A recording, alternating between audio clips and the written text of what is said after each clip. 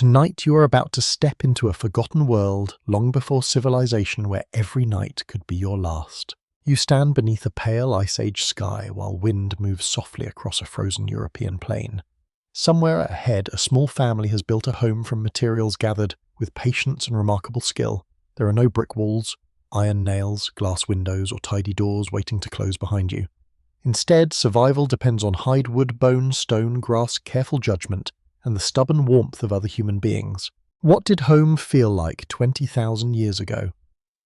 Did children complain about the cold while adults quietly pretended everything was completely under control? And when darkness arrived, what separated a secure shelter from one terrible night in the open? Before we step deeper into the darkness of tonight's story, take a moment to like the video and subscribe for more calming historical journeys. And while you settle in, comment where you are listening from and your local time tonight. Now dim the lights and imagine your boots disappearing beneath a thin crust of evening snow. The year is roughly 18,000 BCE during the later part of the last Ice Age.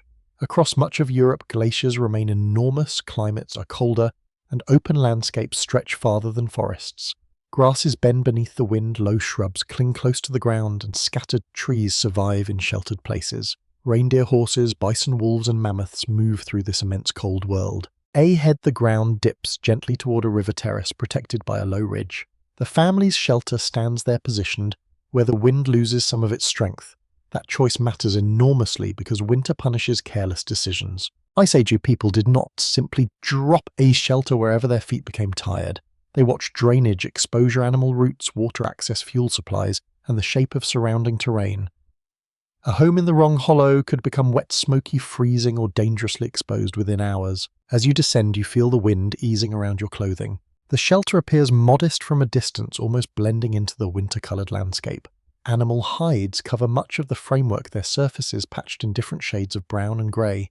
Bundles of brush grasses and perhaps turf reinforce places where cold air might otherwise creep beneath the walls. The architecture feels improvised at first, yet every practical choice reflects inherited experience. Archaeologists have found Ice Age sites where mammoth bones appear arranged as structural elements, especially across parts of Eastern Europe. Elsewhere, wood, hide, stone, and combinations of materials probably formed lighter seasonal shelters. Designs varied with landscape available resources, season mobility, and local tradition. Historians still argue whether some famous circular bone arrangements supported substantial covered houses, lighter windbreaks, or structures altered through repeated occupations. The evidence survives unevenly, while hides, fibers, and wooden poles usually decay long before archaeologists arrive. That uncertainty follows you quietly as you approach the protected side of the dwelling. You approach from the sheltered side, where footprints have hardened into overlapping impressions near the entrance. Some belong to adults, their steps long and purposeful. Smaller marks wander less efficiently between them, because children apparently never believed in walking straight lines. A narrow path leads toward the doorway, passing discarded fragments of bone and chipped stone. A broken bone may still become fuel, while worn hide may become patches for footwear or bedding. Waste looks different when replacing something requires hunting it before warmth reaches you. The smell arrives on cold air, carrying wood smoke, damp hide, animal fat, earth, and the faint musky scent of fur garments. None of it is particularly delicate, yet the mixture feels strangely reassuring. Smoke means fire has survived, while hide means the walls remain covered. Human scent means the shelter is inhabited and alive. You run your fingers across one outer hide where the wind has pulled it tight.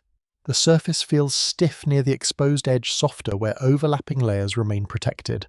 Scraping, stretching, drying, smoking and working skins could turn animal hide into extraordinarily useful material. A prepared hide becomes clothing, bedding, carrying gear, or shelter covering. One animal can keep serving the household long after the meal ends. Near one wall, a large bone rests horizontally beneath the covering. It may be structural or perhaps simply weighted into place. Nearby wooden stakes disappear into frozen soil, and driving them there was probably tedious work. Without any steel hammer, wooden clubs, stone tools, antler, implements, leverage, patience, and perhaps some muttered prehistoric frustration must do the work instead. Building a shelter is not primitive because the tools are simple. Its sophistication becomes clearer precisely because the available tools remain so simple. You circle slowly around the structure, careful not to disturb anything. The family chose ground near water, but away from the river's exposed edge. Fuel availability has also shaped the decision because wood can be scarce in treeless steppe environments. Humans sometimes burned bone alongside whatever woody vegetation could be collected nearby. Bone does not behave like perfect firewood, but under certain conditions its fat content can contribute useful heat.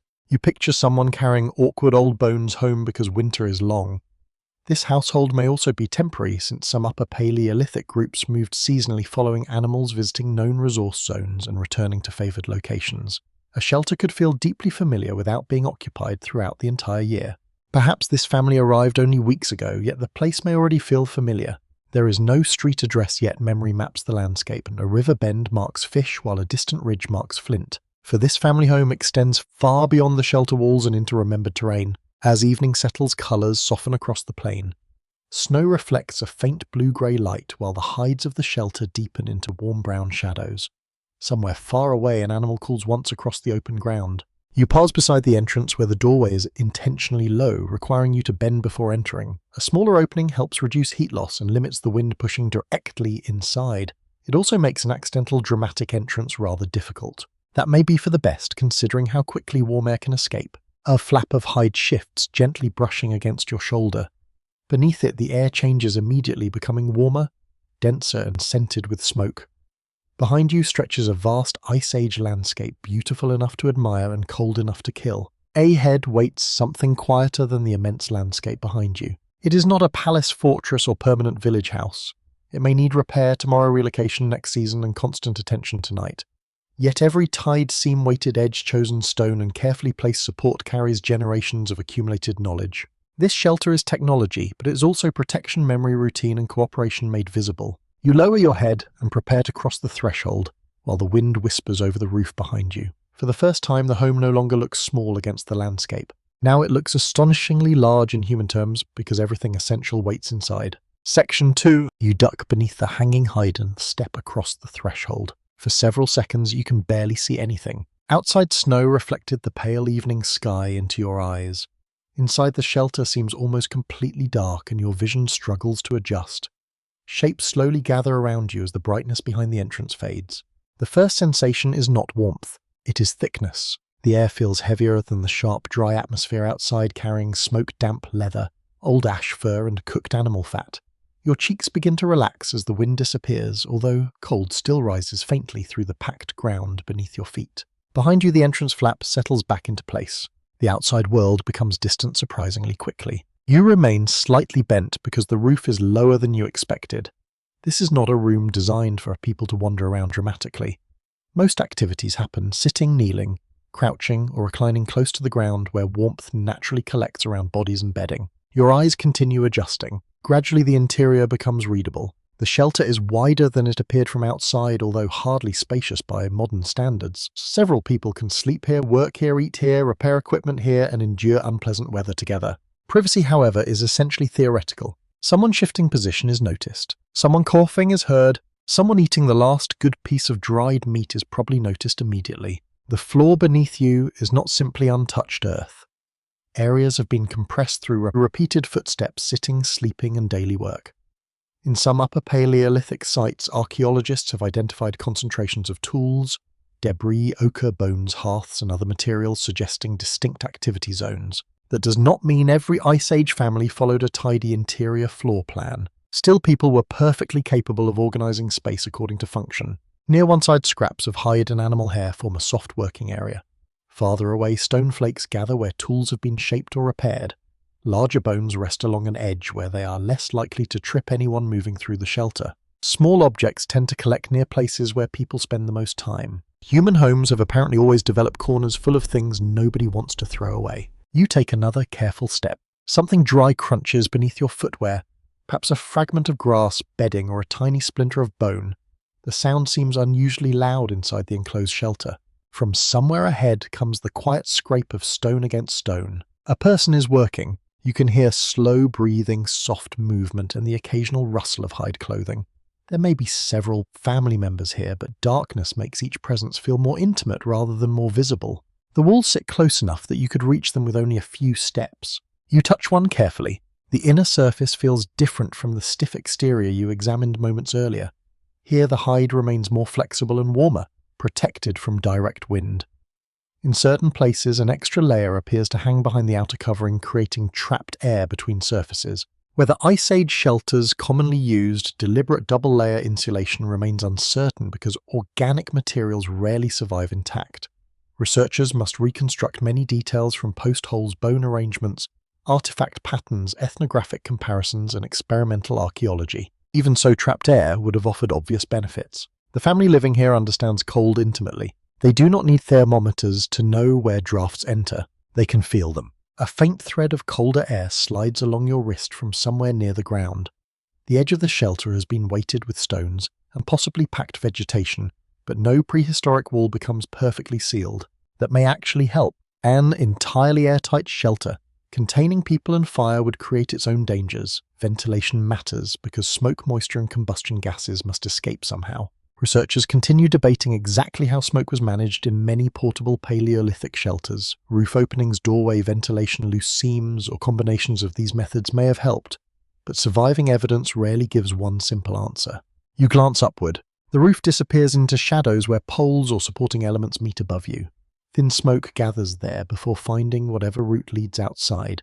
Your eyes sting slightly, and you imagine that regular occupants simply tolerate far more smoke than you would prefer. There is a price for warmth. Your clothes begin absorbing the smell almost immediately. Soon everything inside this dwelling probably carries traces of smoke, including hair, hides, bags, tools, bedding, and food. Smoke can also discourage insects and help preserve certain materials, so its presence is not entirely unwelcome. A domestic inconvenience becomes another survival tool. Along the floor, grasses and skins create softer surfaces over the hard ground. Bedding is precious because sleeping directly against frozen earth steals body heat rapidly. Reindeer hides are particularly effective insulators, and later northern peoples famously used similar properties to survive extreme environments. Ice Age families likely understood such materials through experience accumulated across generations. You lower yourself onto one folded hide. It compresses beneath your weight, and you immediately notice the difference from bare ground. The surface is slightly coarse, warm, where another person has recently been sitting, and faintly oily beneath your fingertips. Round you, the household continues without ceremony. Nobody has stopped life merely because you arrived. A child shifts nearby, producing a soft complaint before settling again. Someone adjusts a bundle near the wall. Another person pulls a strip of hide closer, perhaps preparing to sew or patch it later. This is what makes the interior feel unexpectedly familiar. The materials are ancient. The behavior is not. People make room for one another. They move objects out of pathways. They know which corner belongs to sleeping equipment and which area is better for messy work. A useful object is kept close. An annoying object is pushed aside. Someone probably has a favorite sleeping place, although nobody has written their name on it. Your breathing becomes slower as you adapt to the dimness. Outside, the wind still presses against the shelter, producing occasional soft tremors along the hide walls. Inside, those movements sound like distant fabric sails rather than immediate danger. The structure bends rather than resisting completely. Flexible shelters can survive harsh winds precisely because they move. One curious possibility suggested by some archaeological sites is that certain Paleolithic dwellings were repeatedly repaired or rebuilt in the same locations. If so, families may have inherited not merely knowledge of shelter construction, but remembered places associated with previous generations. A campsite could therefore contain layers of domestic history. Someone might sleep where a grandparent once slept years before. Nobody can prove that emotional continuity from stones and bones alone, yet the possibility feels quietly human. I begin noticing smaller marks of occupation. A polished patch on one wooden support suggests repeated touching. A heat seam has been repaired more than once. Tiny flakes of stone sparkle faintly where someone sharpened a tool. A piece of red ochre rests near the wall, its surface rubbed smooth by fingers. None of these details is monumental. That is precisely why they matter. History often survives through kings' battles, walls, and graves. Here, history survives through places where ordinary people sat close together because winter gave them very little choice. The shelter is not merely somewhere they return after hunting. It is where children listen. It is where adults mend failures before tomorrow. It is where disagreements cannot easily be escaped. It is where cold nights become manageable because bodies, skills, materials, and routines are gathered into one protected space. Your eyes have now fully adjusted. The darkness no longer feels empty. It feels layered. Every shadow contains something useful, familiar, or carefully placed.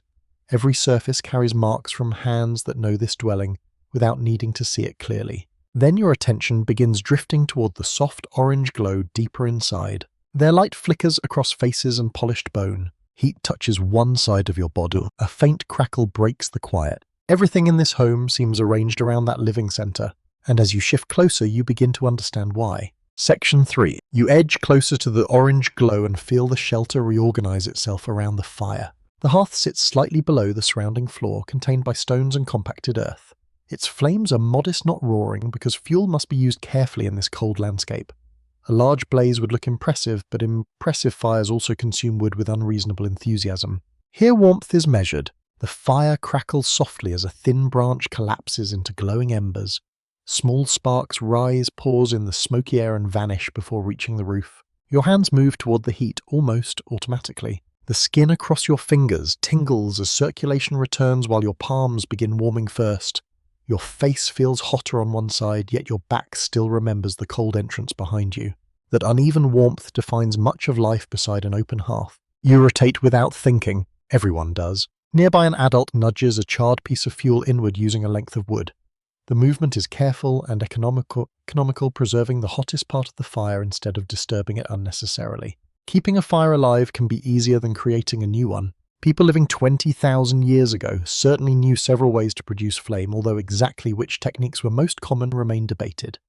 Flint striking certain iron-rich minerals can create sparks, while friction methods are also possible with suitable dry materials. In wet freezing conditions, however, theory becomes less comforting. A dependable ember is precious. The family may carry glowing material between camps, protect coals beneath ash overnight, or preserve dry tinder inside carefully wrapped bundles. Archaeological evidence shows that Upper Paleolithic people used fire routinely for cooking, warmth, lighting, tool production, and social activity. The hearth therefore functions as much more than prehistoric central heating. It is the room's clock. Morning begins when embers are uncovered and strengthened. Evening settles when fuel is rearranged for a long night. Meals, repairs, conversations, teaching, and rest gather around its changing light. I begin noticing how precisely everyone positions themselves. Nobody simply sits wherever there is empty floor. One person occupies a warmer place near the flames while working with stiff hide. A child rests farther back, protected from sparks but still within comfortable warmth. Another adult sits where smoke seems to drift least often. Experience has mapped the fire's invisible geography. You can feel that map yourself. Move too close and your skin becomes uncomfortable. Move too far away and cold returns through your clothing. Sit directly in the smoke and your eyes begin objecting almost immediately. The family has learned these boundaries through thousands of evenings. A small lump of fat begins to soften near the heat, releasing a rich, slightly sweet animal smell. Mixed with smoke and drying hide, it creates an aroma that would cling stubbornly to everything you own. There are worse smells. There are also better ones. Yet during an Ice Age winter, the scent of warm fat probably carries associations of nourishment and safety. Calories matter intensely in cold environments because maintaining body temperature consumes energy. Animal fat is especially valuable, providing dense calories compared with lean meat alone. Protein by itself has limits. Cold weather does not care. The family therefore pays close attention to marrow fat deposits, organs, and other nutrient-rich parts of hunted animals. What might seem unappealing to a modern visitor can represent the difference between merely eating and actually meeting the body's energy needs. A bone lies near the hearth, cracked open earlier to reach the marrow. Its polished interior catches the firelight. Some bones may later enter the flames themselves. At several Paleolithic sites, burned bone has been found in significant quantities, raising questions about whether bone was deliberately used as fuel when wood was scarce. Experiments suggest fat-rich bone can contribute to a fire, particularly when combined with other combustible material. Researchers still disagree about how often bone fuel was intentionally relied upon rather than simply discarded into existing fires. Preservation site formation and local ecology make the evidence frustratingly complicated. Still, the idea fits this landscape. Nothing useful is wasted casually. You watch someone place another small branch onto the embers. The flame brightens. Immediately, shadows leap across the wall. A simple change in firelight transforms the entire shelter. Faces appear and disappear, tools glint briefly, and suspended hides seem to breathe with every flicker. This moving light may have shaped storytelling itself. A carved object held near the flames can seem animated, as shadows shift across its surface. Some prehistoric engravings even contain overlapping animal forms, leading scholars to wonder whether flickering firelight created intentional visual effects. Perhaps. Or perhaps people simply enjoy complicated images. Either way, fire does strange things to the imagination. You glance toward a piece of ochre near one sleeping area. Its red surface appears almost luminous under the warm light, deeper than it looked in shadow. Color changes at night. So do faces. Around this hearth, expressions become easier to read than the walls beyond them. The circle of light creates a small human world inside a much larger darkness. Outside there may be wolves crossing the frozen plain. Inside someone is repairing a tool. The contrast feels enormous. A child extends both hands toward the warmth, then withdraws them after an adult makes a quiet warning sound. Fire attracts curiosity, especially when nearly every useful evening activity depends upon it. Children must learn its rules early. Hot stones burn. Sparks damage your hides. Loose hair should stay away. Fuel must not be kicked accidentally across the sleeping area. These lessons are domestic knowledge taught through repetition rather than formal instruction. You imagine how many generations learned beside fires much like this one. Long before written schools learning happened through watching skilled hands in familiar places. A child might observe flint being retouched, sinew being twisted, hide being scraped, food being divided, or embers being protected. The hearth makes those lessons visible after sunset. It extends the useful day. That is another important function. Without artificial light, winter darkness arrives early and remains for long hours. Firelight allows social and practical activity to continue, although visibility remains limited and smoke complicates everything. Your eyes now follow the rhythm of the flames rather than fighting the darkness. The crackling sound becomes hypnotic.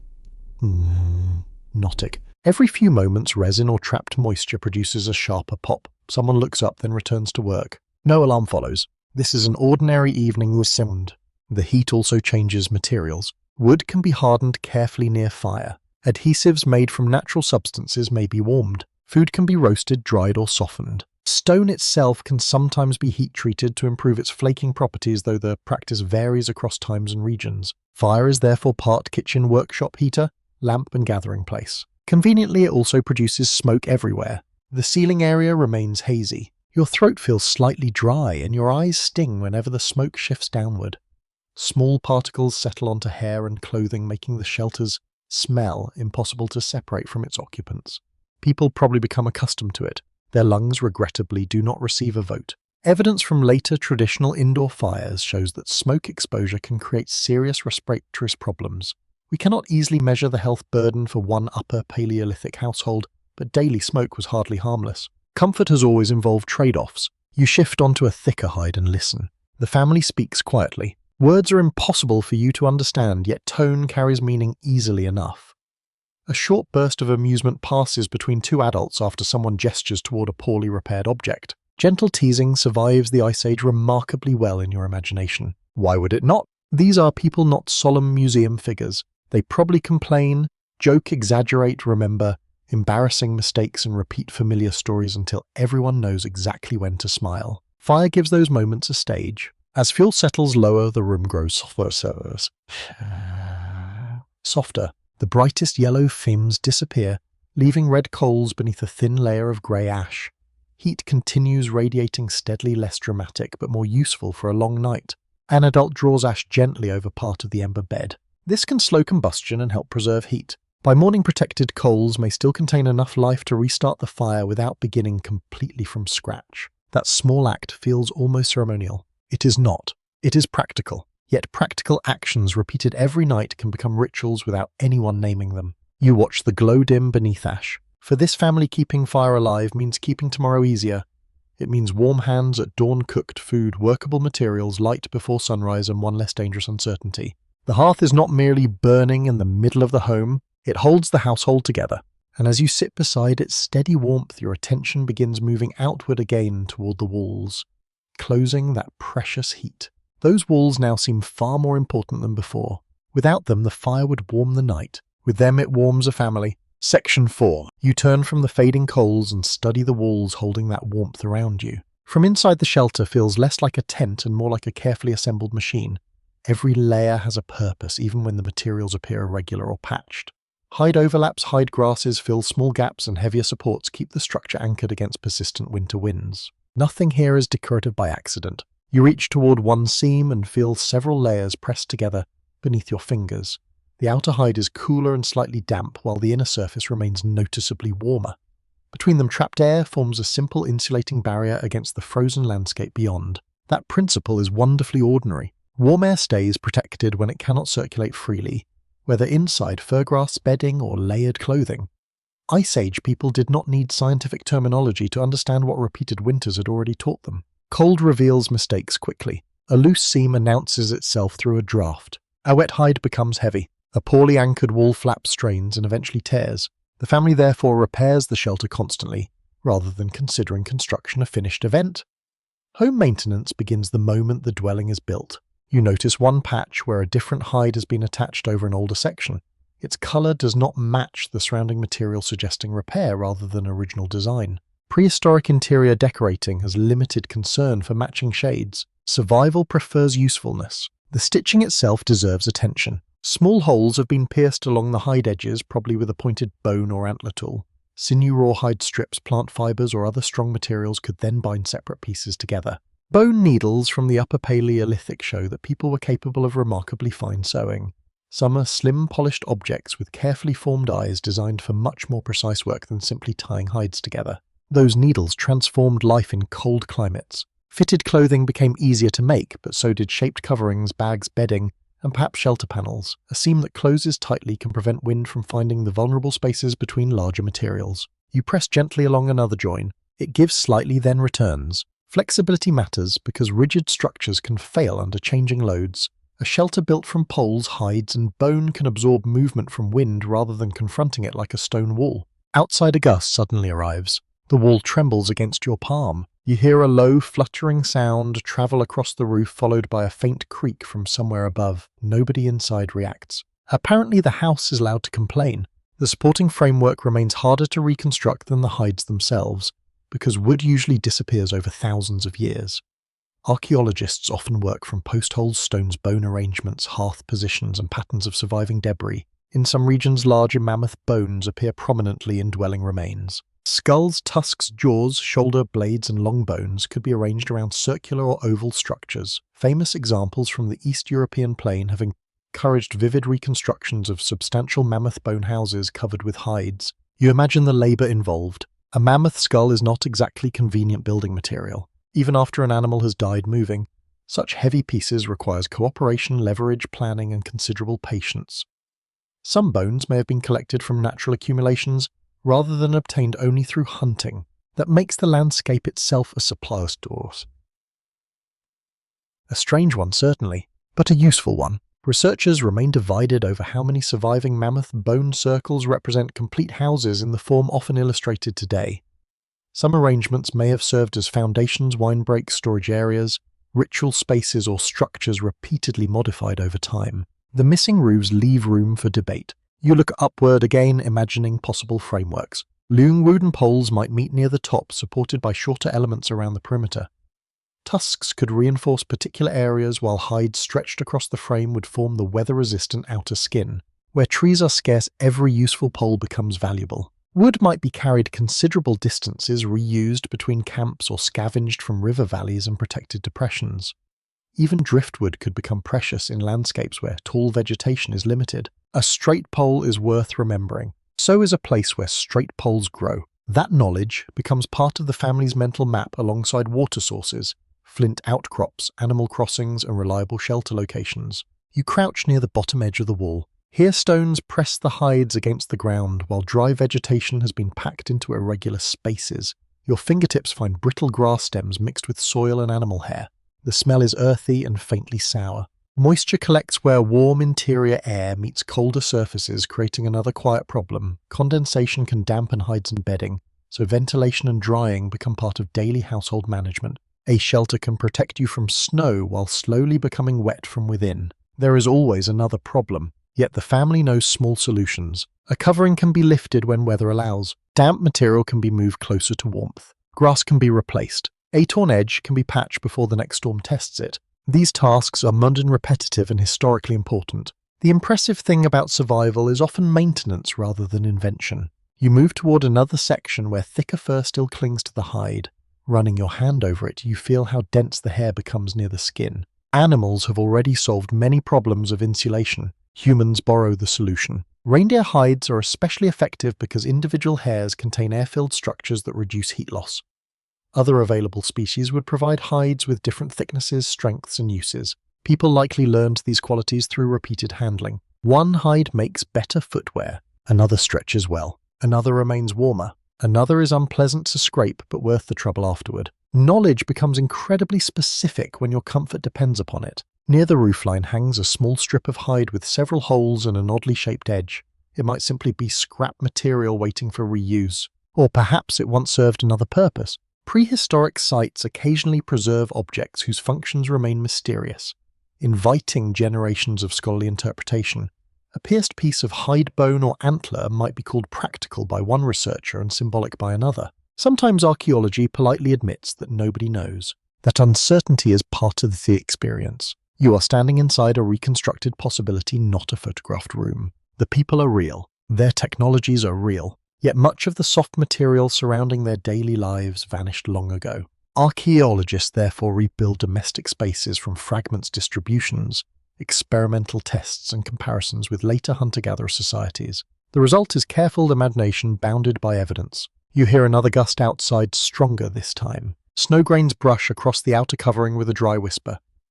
The sound moves along the wall like fingertips dragged over rough cloth. Inside the flame responds only slightly. That is the shelter's quiet triumph. The structure does not need to make winter disappear.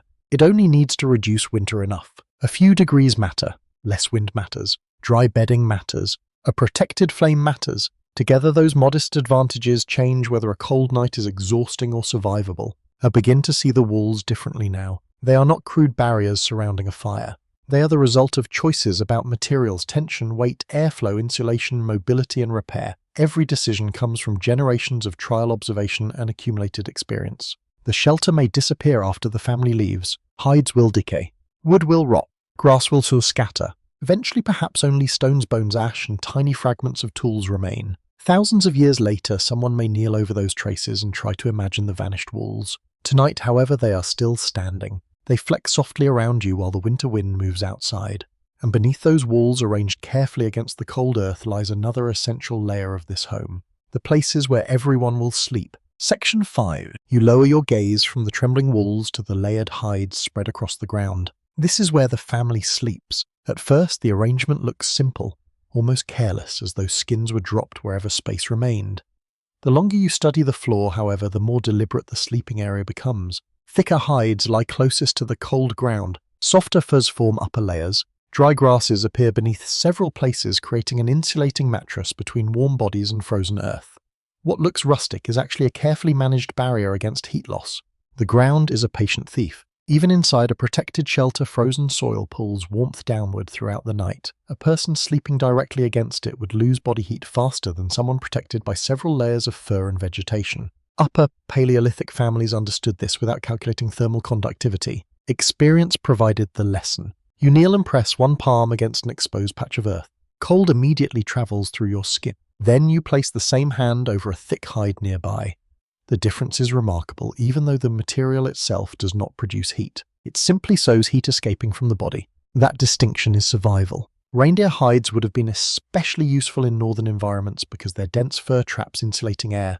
Ethnographic studies of later Arctic peoples demonstrate just how effectively properly prepared reindeer skins can protect sleepers from freezing surfaces. Other hides would also serve depending on local animals and seasonal availability. Nothing needs to be perfect. It needs to work. You move carefully around the bedding, noticing that sleeping positions seem clustered rather than isolated. Adults and children likely rest close together, allowing body heat to accumulate beneath shared coverings. Personal space becomes considerably less important when temperatures fall far below freezing. A small child can sleep beside a parent protected by both fur and warmth.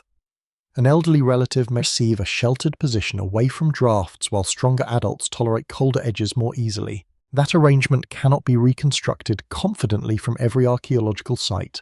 Bodies rarely remain exactly where ordinary families slept. Researchers therefore infer sleeping practices from hearth locations, floor organization, ethnographic comparisons, and the practical demands of cold weather living. Some scholars think certain activity-free zones near hearths may indicate bedding areas, while others warn that repeated occupations can blur such patterns. The floor keeps incomplete records, though you can imagine the household preparing naturally. A woman shakes loose a fur that has been folded against the wall. Tiny particles of dried grass drift into the firelight. A child crawls onto the bedding, immediately apparently deciding that preparation is somebody else's responsibility. Another child follows, then gets quietly moved aside while an adult rearranges the layers underneath. Some habits require no historical explanation. You sit near the edge and feel the bedding compress. There is a faint smell of smoke, animal oil, dried vegetation, and human skin. Everything carries the household scent because everything lives together in the same enclosed air. The fur against your fingers feels uneven. Some areas are soft, others are rubbed fat from repeated use. One corner has been repaired using a patch of different hide stitched firmly along the edge. Even bedding must be maintained because replacing a large winter skin demands substantial labour. A good sleeping hide is valuable property, perhaps very valuable. It represents hunting, butchering, scraping, cleaning, stretching, drying, softening, smoking, and repeated working before it becomes comfortable enough for regular use. I begin to understand why worn materials remain in service. A ragged hide might become a mattress layer. A smaller piece becomes a child's covering. An awkward scrap can fill a draft. Very little reaches the end of its usefulness quickly. Near one sleeping place lies a bundle of dry grass tied loosely together. Fresh bedding can be carried inside and replaced when older material becomes damp, dirty, or compressed. Plant bedding is older than this household by an astonishing margin. Evidence from some prehistoric sites suggests humans were arranging grasses and other vegetation for sleeping surfaces tens of thousands of years earlier. At Border Cave in southern Africa, researchers have reported plant bedding dating far deeper into the Stone Age. Humans have apparently disliked sleeping directly on unpleasant floors for a very long time. An admirable tradition. You stretch your legs carefully and notice how low the ceiling feels from the bedding. When lying down, however, the shelter suddenly seems larger. The roof no longer crowds you. The fire becomes a low glow beyond several silhouettes. Sounds also change from this position. You hear breathing more clearly. Hide rustles against hide. A wooden support creaks whenever the wind strengthens outside. Somewhere near the wall, a person scratches at something inside a fur garment with determined irritation. Parasites may have shared these sleeping areas too. Lice certainly have an ancient relationship with humans, and genetic studies suggest clothing. Lice diverged from head lice after people began wearing garments regularly. Exactly when that happened remains debated, but clothing created comfortable new habitats for creatures nobody invited. Warm fur is excellent insulation. Unfortunately, small insects may agree. You resist imagining that detail too enthusiastically. The family likely checks bedding, shakes, hides, airs, materials, and deals with biting pests whenever possible. Smoke may help discourage some insects, while freezing conditions outside can also be used strategically. Still, prehistoric sleep is not a perfectly clean wilderness retreat. It is close, smoky, itchy, and human. A child settles beside an adult, pulling part of a fur over one shoulder. There is no separate bedroom, no nursery, no private bed behind a closed door. People sleep within hearing distance of everyone else, which offers certain advantages. A crying infant is noticed immediately, while unusual sounds outside can wake several adults quickly. Safety is collective. Sleep itself may also differ from modern expectations. Without electric lighting, winter nights become extremely long. People may sleep in several phases, waking between periods of rest to feed the fire. Speak quietly, check children, or listen to weather outside. Historians and sleep researchers debate how common segmented sleep was across different prehistoric populations. Written evidence from much later periods cannot simply be projected backward 20,000 years. Still, long darkness leaves room for flexible patterns. Nobody has an alarm clock demanding exactly 8 uninterrupted hours. The fire needs attention anyway. You imagine waking sometime deep in the night. The shelter is nearly black. A few embers glow beneath ash. Someone beside you breathes slowly, while another person shifts under a hide. Beyond the wall's wind moves across thousands of kilometers of cold landscape. The family remains together inside a fragile circle of insulation. That closeness is emotional as well as practical. Fear is easier to manage when familiar bodies surround you. Children learn the sounds of sleeping adults. Parents know the breathing of their children. Older relatives become part of the nightly rhythm. There may also be disagreements about space. Someone takes too much fur. Someone kicks in their sleep. Someone snores. One family member probably insists the draft is terrible, while another claims nothing is wrong. Humanity survives. Diplomacy remains difficult. You smile quietly at the thought, then feel the warmth collected beneath the shared coverings. The shelter itself may remain cool, perhaps much cooler than a modern heated room. Comfort comes locally. Warm clothing protects the body. Bedding protects against the ground. Shared coverings hold trapped air. Nearby people contribute heat. The hearth supplies another layer of defense. No single element solves the problem. Together they make sleep possible. That principle appears again and again inside this home. Survival is rarely one brilliant invention. Its many small advantages stack together. As the evening deepens, conversation grows softer. A child's movements slow and someone draws another hide across the sleeping group. You lay back briefly, feeling grass compress beneath the lower fur. The surface is not luxurious, yet compared with the frozen plain outside, it feels extraordinary. The ceiling fades into shadow above you. Smoke hangs faintly in the air. Warmth gathers beneath the covering. For a moment, this prehistoric home becomes almost peaceful enough to forget the climate beyond its walls. Almost. Because when morning comes, everyone must rise again, uncover the embers, dress for the cold, prepare food, check tools, and read whatever message the sky brings. The family sleeps together because night demands cooperation. Soon morning will demand it too. Section 6. Morning does not arrive all at once inside the shelter. It begins as a change in sound. Someone shifts beneath the hides before daylight reaches the doorway. Another person coughs softly, then settles again. Near the center of the dwelling, ash gives off a faint mineral smell where last night's fire still hides its warmth. You open your eyes slowly. For several seconds, darkness remains nearly complete. Then a thin grey line appears beneath the entrance, announcing dawn more reliably than any clock. Outside, the Ice Age plain is beginning another cold day, while inside the household wakes by degrees. No one leaps cheerfully from bed. That seems reassuringly familiar. The first adult to rise moves carefully, avoiding sleeping children and tools left near the wall. A fur covering slides aside, releasing a pocket of trapped warmth that disappears almost immediately. Cold air touches exposed skin. Everyone notices. The person reaches the hearth and kneels beside the ash, using a small stick to uncover yesterday's embers. At first, nothing seems alive beneath the grey surface. Then a dull red glow appears. The household has successfully carried fire through another night. Dry material is placed close to the ember, perhaps shredded bark, grass, wood fibres, or another prepared tinder. Someone bends low and blows steadily, directing breath into the warm centre. The glow brightens. A thin thread of smoke curls upward. Soon a tiny flame appears. It is a modest victory, but an important one. Starting the morning from preserved embers saves both time and valuable tinder.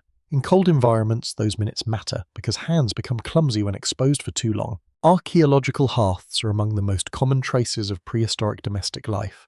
Layers of charcoal, burned bone, reddened sediment, and ash reveal repeated fire use at many Upper Paleolithic sites. Exactly how families divided responsibility for tending those fires is harder to determine. Some researchers propose that hearth management may have followed household roles shaped by age, experience, or gender.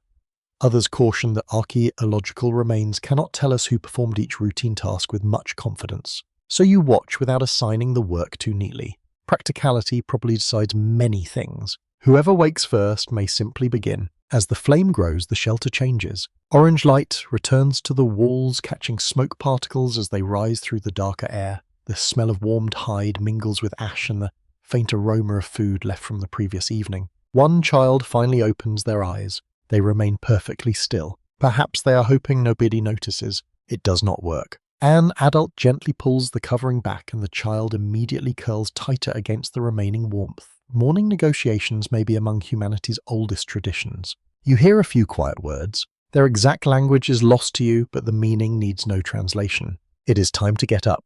Clothing begins emerging from piles near the bedding. Garments are checked before anyone steps outside, because a broken tie or damp layer can become a serious problem in freezing weather. A seam is pressed between fingers. A boot is flexed. Fur is brushed clean of bits of grass and ash. One adult holds a hide garment briefly near the fire. Not too close. Heat can dry damp material, but sparks can also ruin it. The shelter now smells stronger as warm clothing releases yesterday's smoke and sweat. There is no crisp linen morning freshness here. There is survival. You pull a fur layer around your shoulders and immediately understand why dressing happens before unnecessary movement. The air inside is warmer than outside, but still nowhere near the temperature of a modern heated room. Your breath may even remain visible near the entrance. Every layer counts. A child receives extra attention around the feet. Footwear is especially important because snow and frozen ground attack warmth from below. Insulating grasses can be stuffed inside boots and replaced when damp, a simple technique known among later northern peoples. Whether every Upper Paleolithic community used precisely the same method cannot be demonstrated. Yet plant insulation inside footwear would require no complex technology, only observation and suitable material. Cold feet encourage excellent experimentation. Near the fire, someone places a small piece of stored food where gentle heat can soften it. Dried meat becomes easier to chew when warmed, while hardened fat can be softened enough to divide. Breakfast is not necessarily a separate formal meal. Food may be eaten whenever circumstances, supplies, and work require it. The modern idea of 3 fixed meals has no authority here. A child receives a small portion first. An older person takes another. Nothing is served on matching plates. Pieces are passed by hand or placed on hide, wood, stone, or simple containers. You taste something smoky and salty with a dense texture that requires patient chewing. It is not elaborate food, but warmth changes it pleasantly. Outside wind scrapes snow against the shelter wall. Everyone listens. Weather must be read before the day begins. One adult lifts the entrance flap just enough to look outside. Grey morning light floods briefly across the floor, making everyone squint. The cold enters too. The flap closes quickly. A few snow grains have blown inside and begin melting near the warmer ground. The person who looked outside speaks to the others. Perhaps the sky is clear enough for travel. Perhaps tracks remain visible. Perhaps wind direction has changed overnight. People living in this environment must interpret clouds, snow texture, animal movement, and air temperature constantly. Weather is not background scenery. It organizes the day. Upper Paleolithic hunters and gatherers probably relied heavily on accumulated environmental knowledge when deciding where to travel and when to remain sheltered. Seasonal movement itself required close observation of changing landscapes. Researchers still debate how mobile particular groups were and how long individual camps remained occupied. Some sites suggest brief visits, while others appear to reflect repeated or more substantial residence. This household could therefore be preparing for a single day outside or for weeks of continued occupation. The morning routine works either way. Tools are checked next. A wooden shaft is rolled between 2 hands to inspect its straightness. A stone point is examined along one edge where a small chip may have developed. A scraper lies near a folded hide. Someone picks it up, tests its edge with a thumb and puts it down again. Nothing leaves the shelter without inspection. Failure outside costs more. A loose binding on a spear can waste hours. A damaged boot can end a journey. A missing cutting tool becomes immediately obvious once an animal must be processed. Domestic preparation and survival beyond the shelter are inseparable. Near the wall, another adult rearranges stored materials. A bundle of sinew is moved away from dampness. Dry grass is checked. A piece of wood is selected from the limited fuel pile. The remaining supply is not large. That matters. Every day contains a quiet calculation between warmth now and fuel later. Perhaps someone will gather brush nearby. Perhaps larger pieces must be collected from farther away. Perhaps bone will supplement scarce wood. No household can ignore fuel for long. A quirky detail appears when one child picks up a small stone flake from yesterday's work and begins copying an adult's scraping motion. The object is quickly exchanged for something safer. Learning begins through imitation. Archaeologists sometimes find poorly made miniature tools or awkwardly struck flakes that could represent children practicing skills. Not every clumsy artifact was necessarily made by a child, but the possibility is compelling. A prehistoric floor may preserve homework without teachers' desks or written instructions. You watch the child imitate again, this time using a blunt piece of bone. Nobody gives a formal lesson. An adult simply corrects the grip. That small gesture may be how complex skills survive across generations. The shelter grows brighter as daylight strengthens outside. Now you can see the floor clearly again. Last night's sleeping arrangement is disappearing. Hides are folded or shifted. Grass bedding is shaken. Scraps are moved away from frequently used spaces. The home transforms from sleeping place into workshop. This daily reorganization makes sense in a compact dwelling where every meter serves several purposes. One area becomes a bed at night. By morning it becomes a work surface. Nothing stays fixed because space is too valuable. You help lift a hide and feel cold trapped beneath it. The underside is slightly damp. It will need airing when conditions allow. Moisture is always quietly working against the household. Breathing, cooking, snow, wet clothing, and melting frost all bring water inside. A dry home requires constant attention. There is no single morning chore called housekeeping.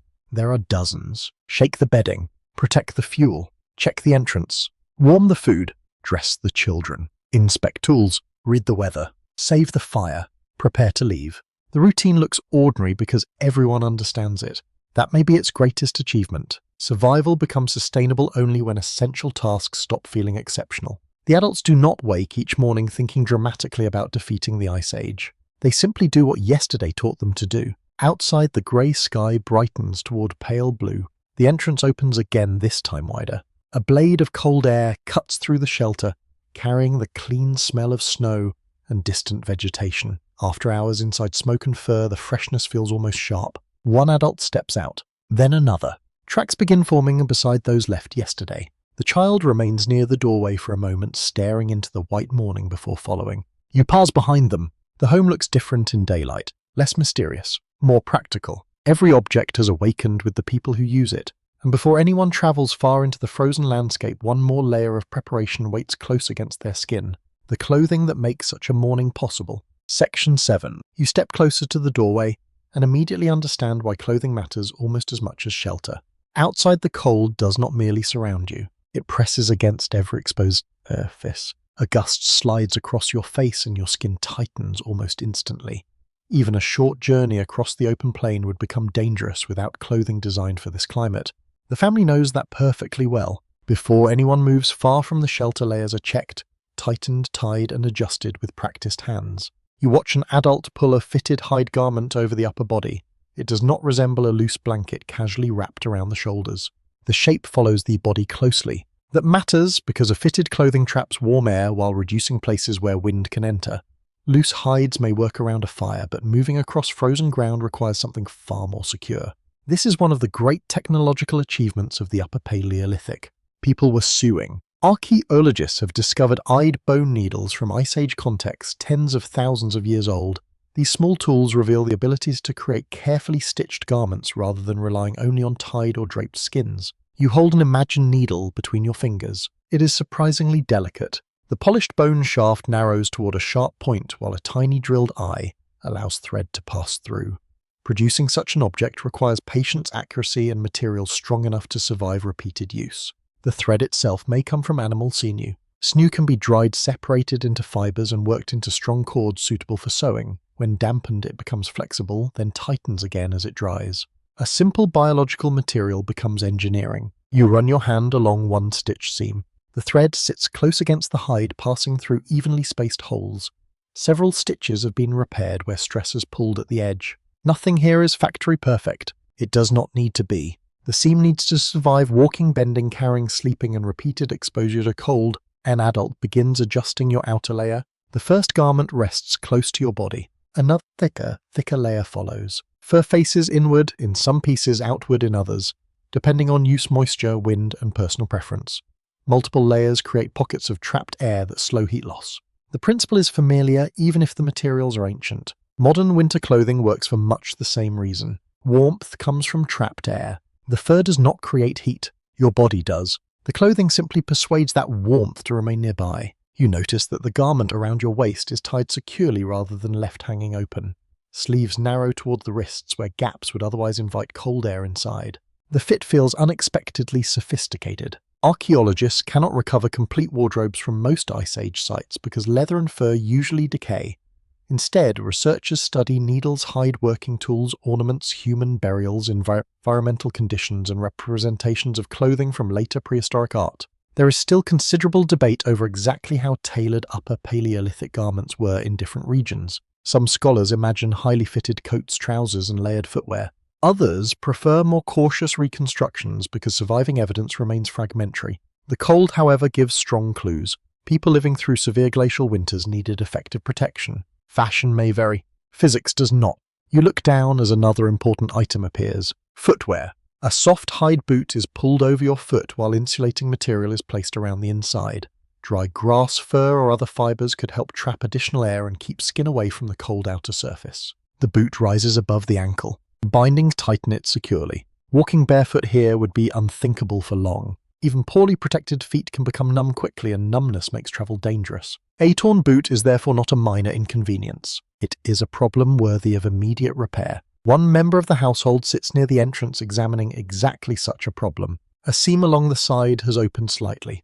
The person pushes a bone arwil through the hide, widens an existing hole, and begins repairing the edge with cord. The movement is slow. Cold fingers make fine work irritating. Nobody appears surprised. Clothing maintenance is part of daily life. Garments wear hardest at knees, elbows, heels, shoulders, and places where tools or straps rub repeatedly. Small patches extend their usefulness. A good hide has already cost too much labor to discard casually. You watch the repair and notice a tiny scrap being saved rather than thrown away. Even that piece may become useful later. Perhaps it will reinforce a glove. Perhaps it will pad a strap. Perhaps it will simply become tinder when every other purpose has disappeared. Ice Age economy is deeply practical. One slightly amusing possibility appears in prehistoric ornamentation. Some garments may have carried hundreds or even thousands of beads, teeth shells, or pierced objects.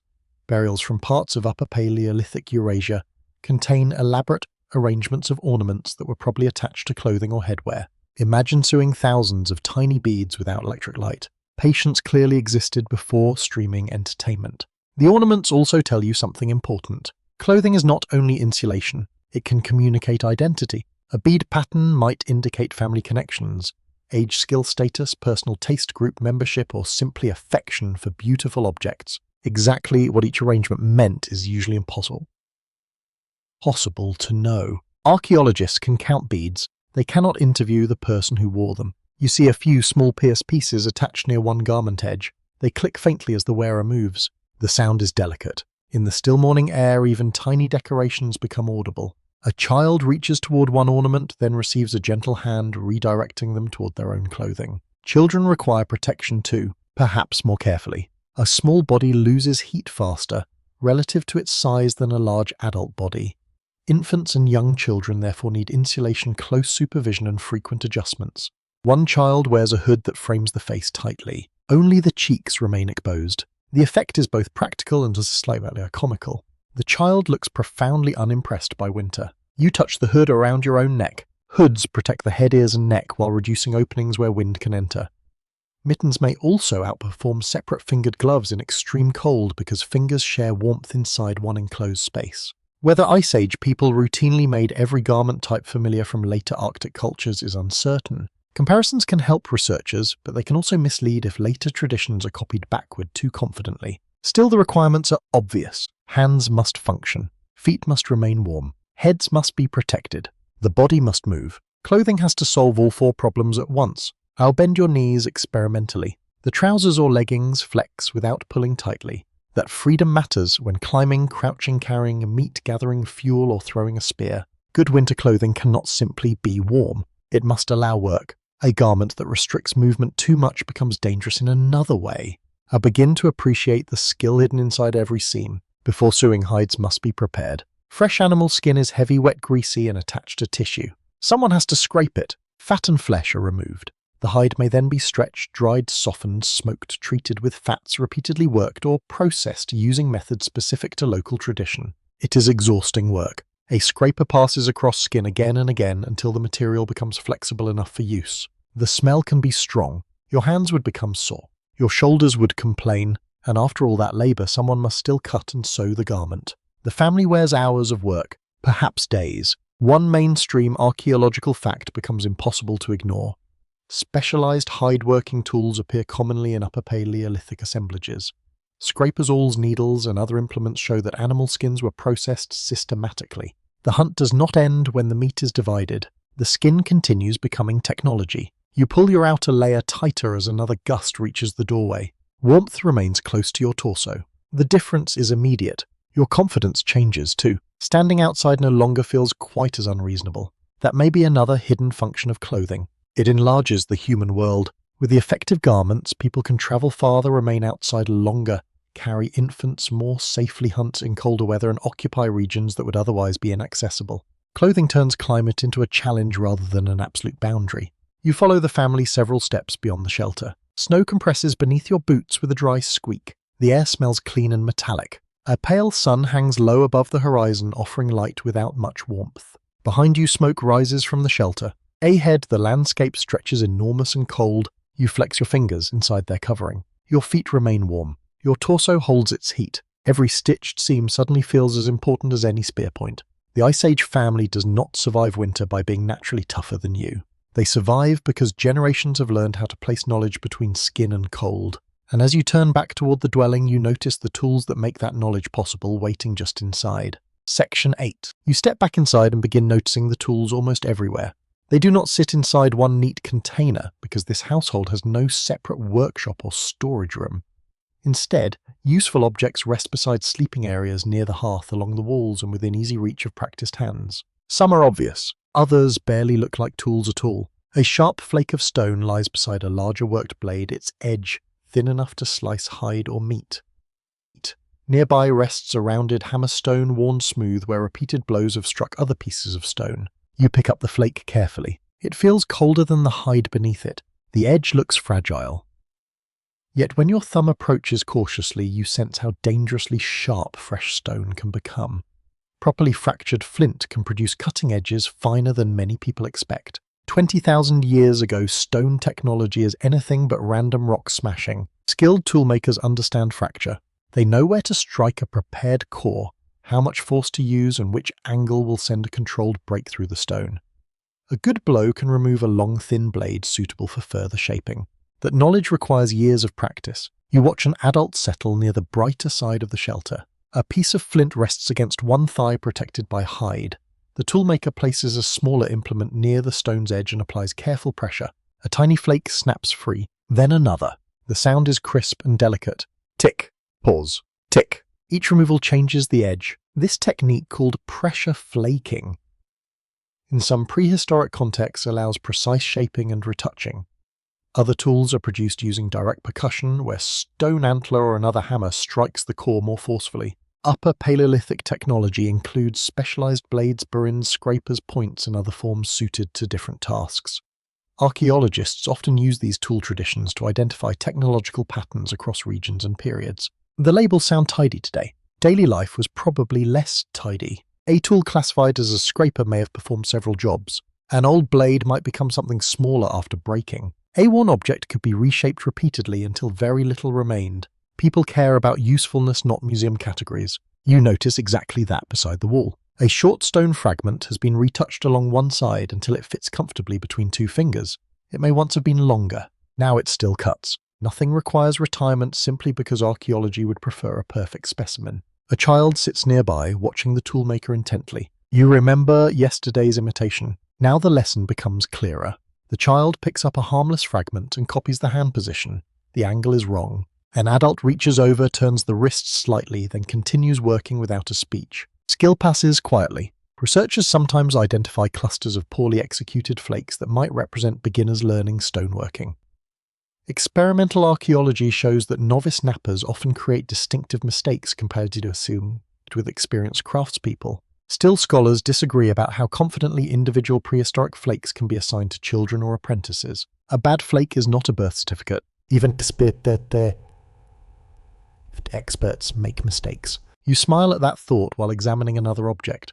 This one is bone. It has been polished into a narrow point, perhaps an awl used for piercing hide before stitching. Its surface is smooth from repeated handling, and one end has darkened where fingers have gripped it over time. Bone tools bring a different texture to the household. Stone is hard and brittle. Bone is lighter and can be carved, scraped, polished, drilled, and shaped into forms difficult to achieve with flint alone. Antler is useful too. It combines strength with a degree of flexibility, making it suitable for points, wedges, handles, pressure tools, and other equipment. Humans are not living in a Stone Age made only of stone. That name hides most of their material world. Wood leather, sinew bark, plant fiber feathers, hornbone, antler, teeth shell, and resins may all become useful. Unfortunately, many of those materials disappear from archaeological sites far more easily than stone. What survives can distort what you imagine. If only flint remains, the past can look strangely obsessed with flint. You glance toward a long wooden shaft resting beside the wall. Its straight surface has been carefully worked. One end shows marks where a stone point or bone element can be attached. Binding made from sinew or fiber holds components together, perhaps strengthened with adhesive. Compound tools are an important technological step. Instead of relying on one material, people combine several. A spear may include a wooden shaft stone or bone point, sinew, binding, and natural glue. Each component solves a different problem. The final object is more sophisticated than any single part. Near the shaft sits a dark lump of hardened material. It might be adhesive. Prehistoric peoples used substances such as birch tar, plant resins, waxes, ochre mixtures, and other compounds in different times and places. Some adhesives require controlled heating and careful preparation. Making glue 20,000 years ago is wonderfully unglamorous. Yet losing a spear point because the binding fails is even less glamorous. You move farther along the wall. A shallow object made from bone or wood holds several small items together. Containers are easy to overlook because so few survive. Baskets may be woven from plant fibers. Bags can be sewn from hide. Containers might also come from animal stomachs, bladders, bark, wood, shell, or carefully worked skin. A household without containers becomes inconvenient immediately. Someone must carry berries. Someone must store tinder. Someone needs somewhere to place beads before they disappear permanently into the bedding. The last problem feels particularly familiar. You notice several tiny pierced objects beside a cord. One appears to be a tooth. Another may be shell. Their practical value is not obvious yet. They have been shaped deliberately and kept carefully. Perhaps they belong to clothing decoration, a necklace, or some symbolic object. A small perforated shell can travel astonishing distances through exchange networks. Upper Paleolithic sites sometimes contain marine shells found far inland, suggesting materials moved between people across considerable regions. Objects could pass from group to group without one person traveling the entire route. A shell, therefore, becomes more than decoration. It is evidence of connection. The household may look isolated on the frozen plain, but its social world can stretch far beyond the horizon. Another adult is repairing a wooden implement near the fire.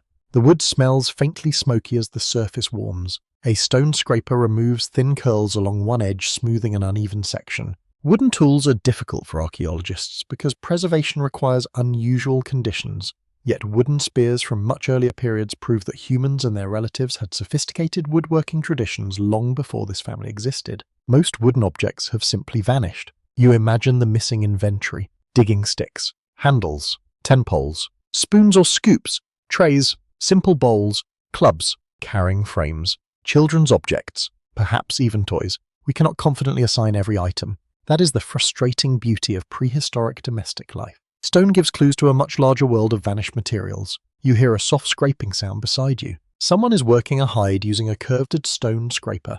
The tool moves repeatedly across the surface, removing stubborn tissue and smoothing the skin. The motion is rhythmic, almost hypnotic. Scrape forward, lift, return, scrape again. The worker occasionally rotates the tool to use a sharper section. Edges become dull.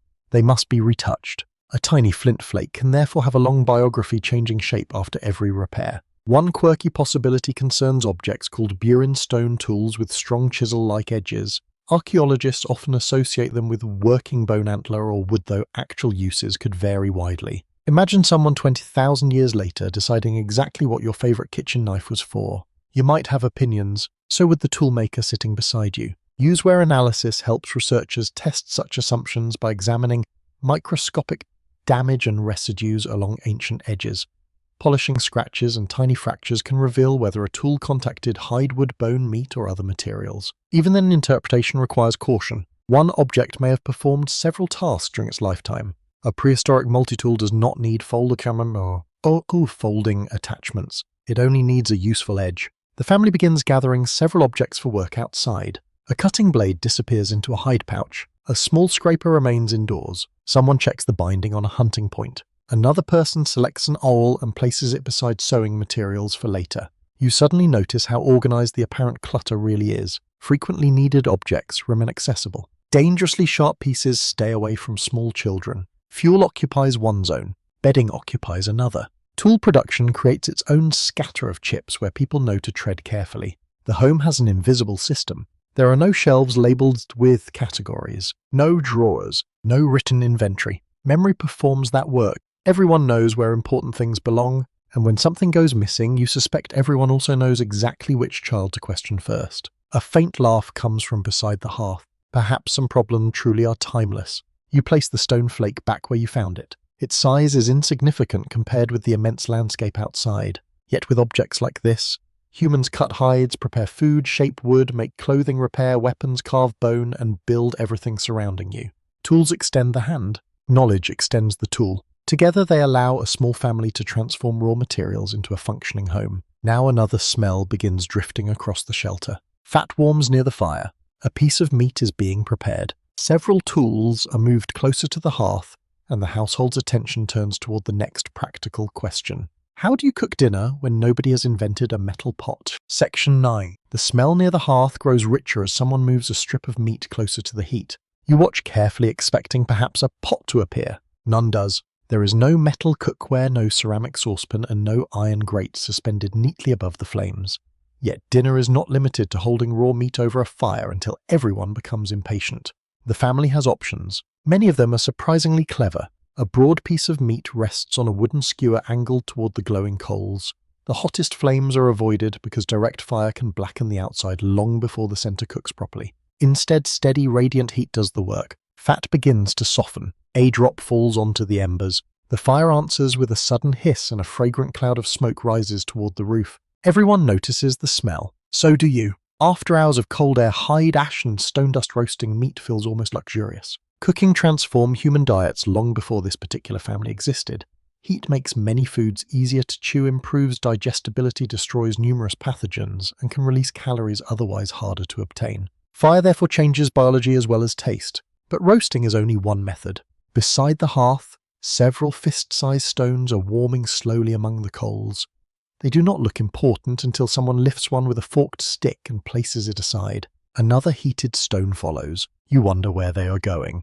Then you notice a hide-lined depression near the edge of the working area. It may hold water. Waterproof containers are difficult to prove archaeologically because skins, bark, and woven materials usually decay.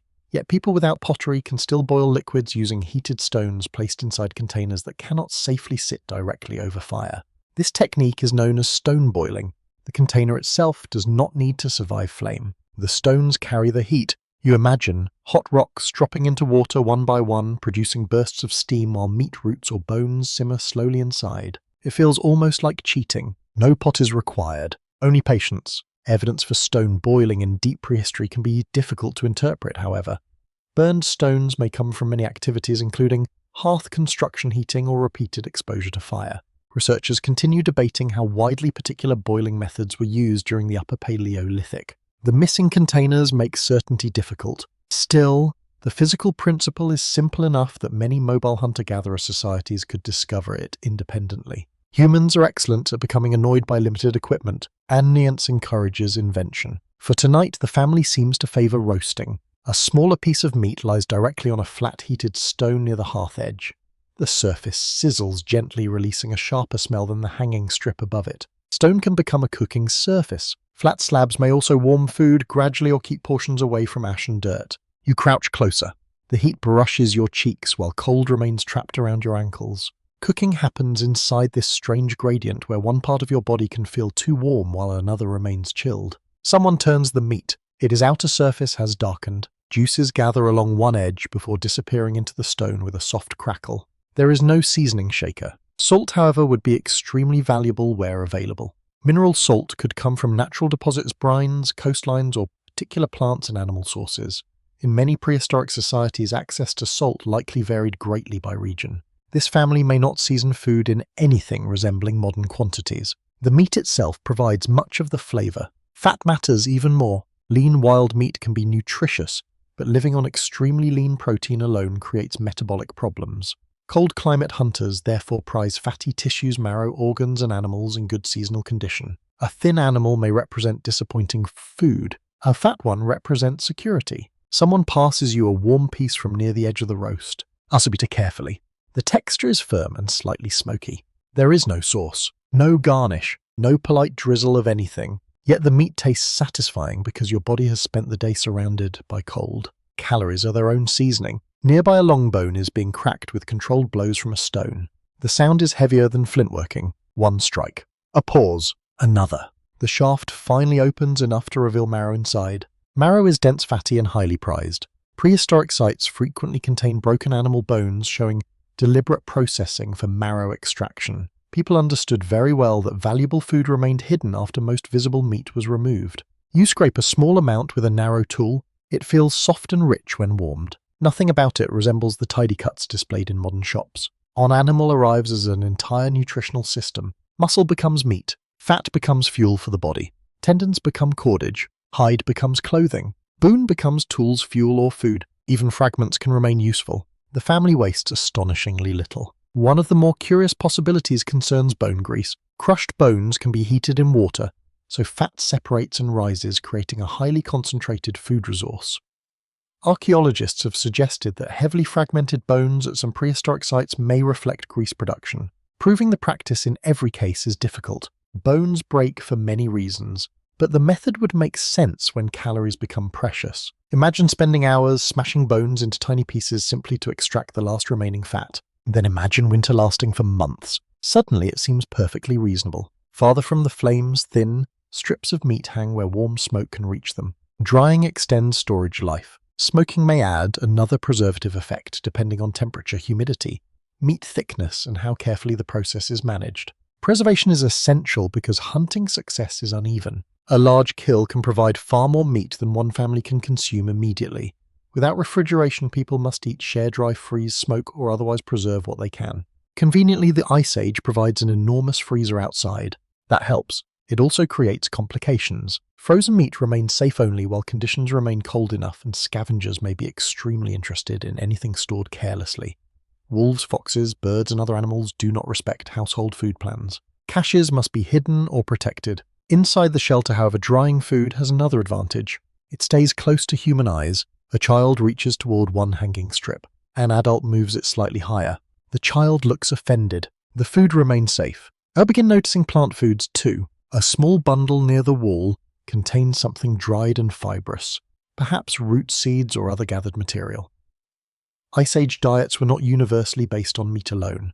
Plant use depended strongly on region, season, climate, and preservation conditions. Seeds, roots, tubers, berries, nuts, leaf-bearing plants, and other foods could supplement animal resources where available. Unfortunately, plant remains often survive poorly compared with bone and stone. This can make prehistoric menus look more carnivorous than they actually were. Researchers still disagree about the precise balance between animal and plant foods among many Upper Paleolithic populations. Stable isotope studies sometimes show heavier reliance on animal protein, particularly in cold environments. Yet those measurements do not capture every dietary component equally. Dinner remains partly invisible. You notice another strange possibility beside the fire. A piece of animal stomach or bladder could serve as a flexible container.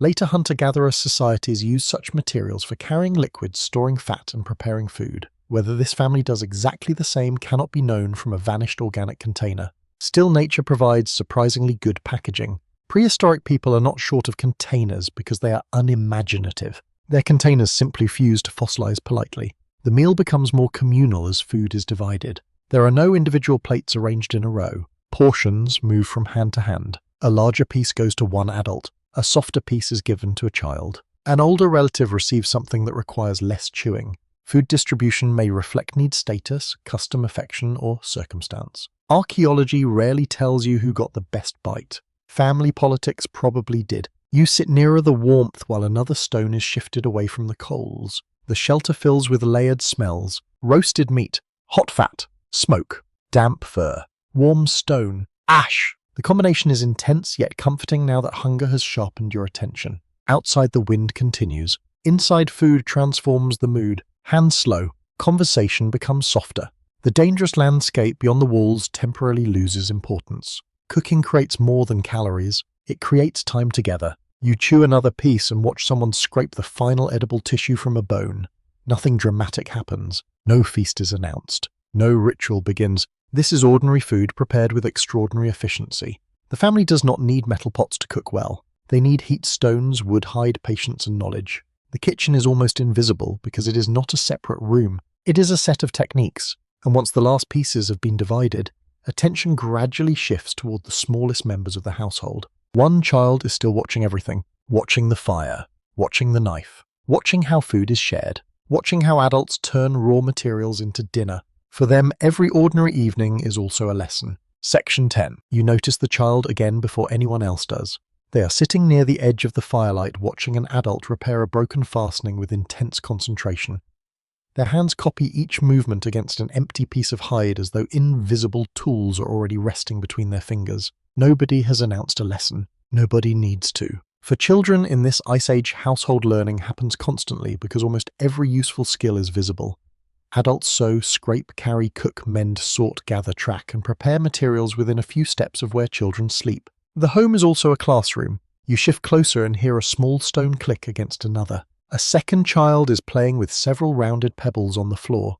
They arrange them in a line, scatter them, then begin again with completely different rules. The game makes perfect sense to them. You are not invited to understand it. Play leaves frustratingly faint traces in the archaeological record. Yet children certainly existed in prehistoric camps. Their footprints, small handprints, miniature objects, and possible practice pieces occasionally survive as quiet evidence of their presence. One famous source of childhood evidence comes from prehistoric caves where small hand stencils and footprints show that children entered spaces alongside adults. Exactly why they were there remains uncertain. Perhaps they participated in rituals. Perhaps they explored. Perhaps some adults simply discovered that telling children not to touch cave walls works about as well as expected. Here inside the shelter, childhood feels much less mysterious. A toddler leans against an older relative while chewing something soft. The child smells faintly of smoke and fur. Their hair carries tiny pieces of dried grass from the bedding, and one cheek is warmer than the other from facing the hearth. A hand reaches up and grips the adult's clothing.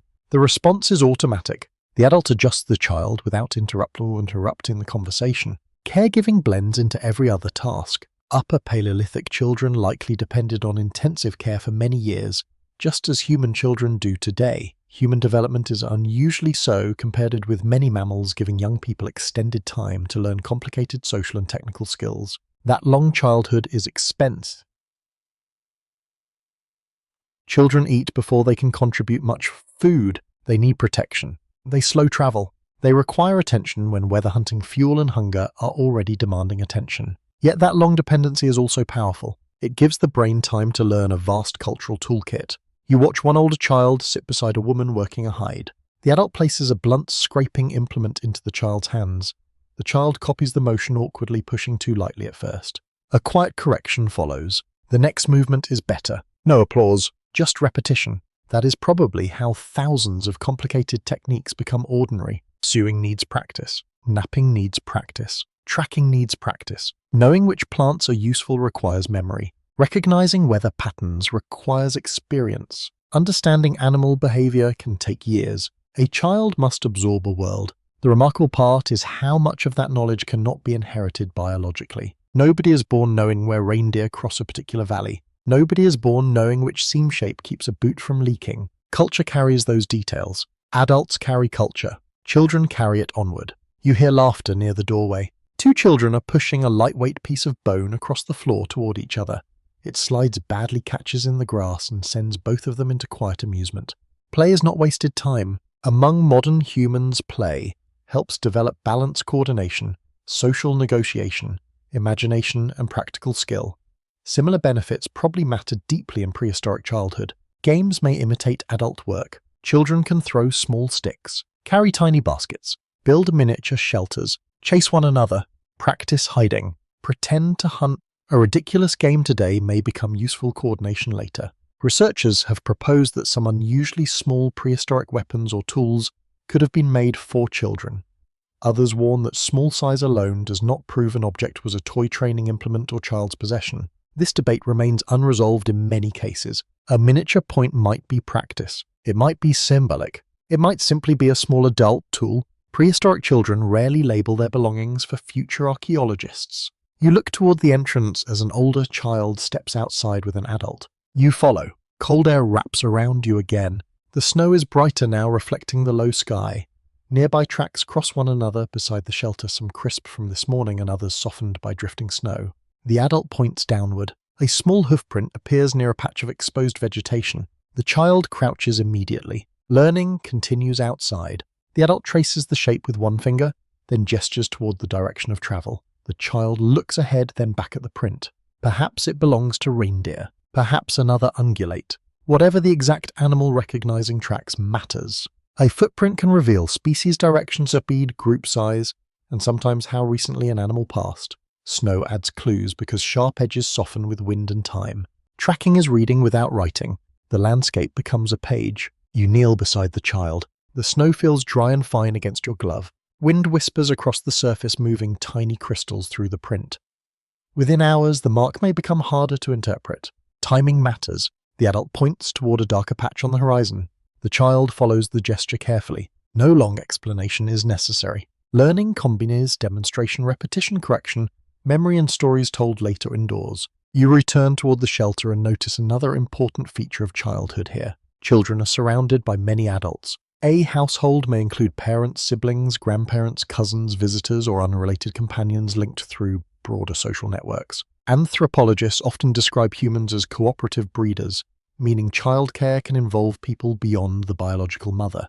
Alloparenting appears in many human societies. Grandmothers, older siblings, fathers, relatives, and other group members may all contribute food protection, carrying, teaching, or supervision. How closely this model applies to every Upper Paleolithic community is impossible to know. Still, shared childcare would offer obvious advantages in mobile groups facing demanding environments. One adult cannot gather fuel, prepare hides, carry water, maintain tools, and watch several young children every moment. Someone else helps. That cooperation may be one reason human childhood can remain so long. Back inside, an older sibling takes the toddler away from the entrance. The toddler protests. The older child ignores this with the weary expression of someone already familiar with responsibility. You suspect this scene could occur in almost any century. Another child sits beside an elder. This lesson is quieter. The elder holds a small bone object and makes several hand movements while speaking slowly. Perhaps the object has a practical purpose. Perhaps the story concerns an animal. Perhaps the lesson is simply about who made it. Objects can carry memory. A pendant may connect a child to a relative. A tool may have belonged to someone absent. A particular place may be remembered through a story repeated for years. Oral knowledge matters because nothing here is written down. Stories can preserve roots, dangers, seasonal timing, animal behavior, social obligations, and memorable events. A child who enjoys the story may also remember the survival information hidden inside it. Convenient. Human beings have always learned well when facts arrive disguised as stories. The fire pops softly. Someone turns. The children barely notice.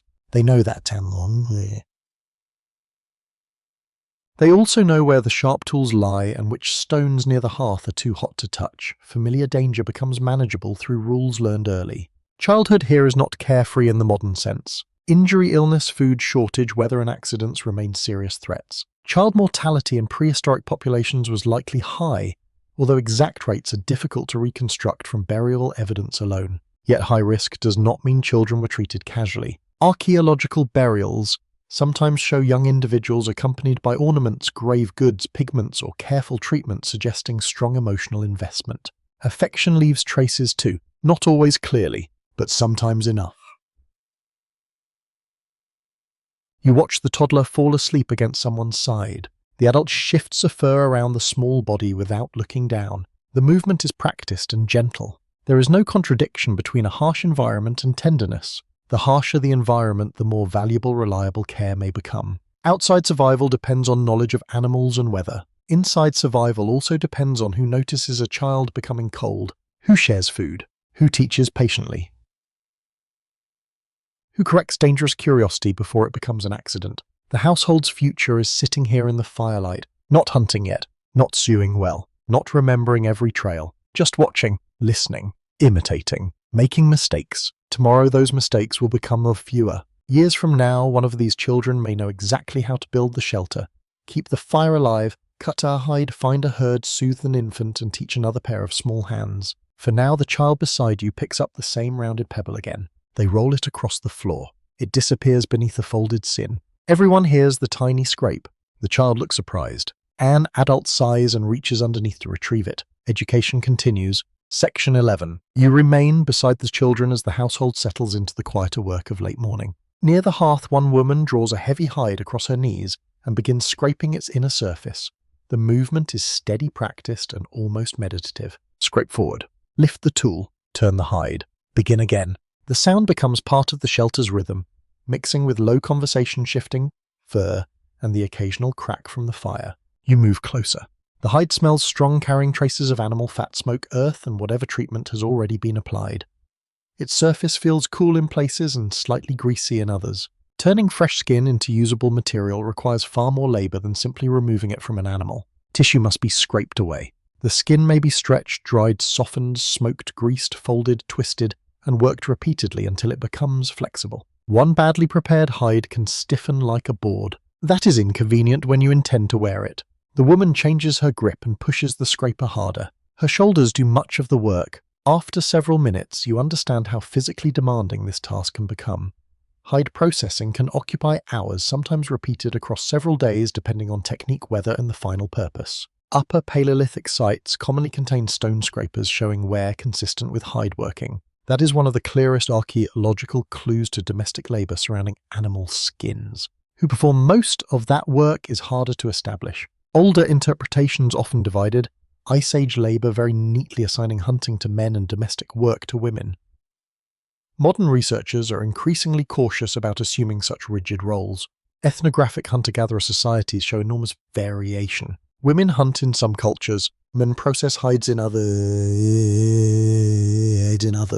Tasks can shift with age, skill, pregnancy, injury, season, opportunity, and simple necessity. So the woman beside you is not proof of a universal prehistoric rule. She is one person doing necessary work. Nearby another adult twists strands of sinew between her fingers. The fibers have already been cleaned and separated. She mustens them, slightly rolls them together, and creates a stronger thread. The motion seems almost effortless because she has probably performed it thousands of times. You try to imitate her. Your cord immediately becomes uneven. Nobody laughs loudly. That is generous. Sinew has remarkable properties when properly prepared.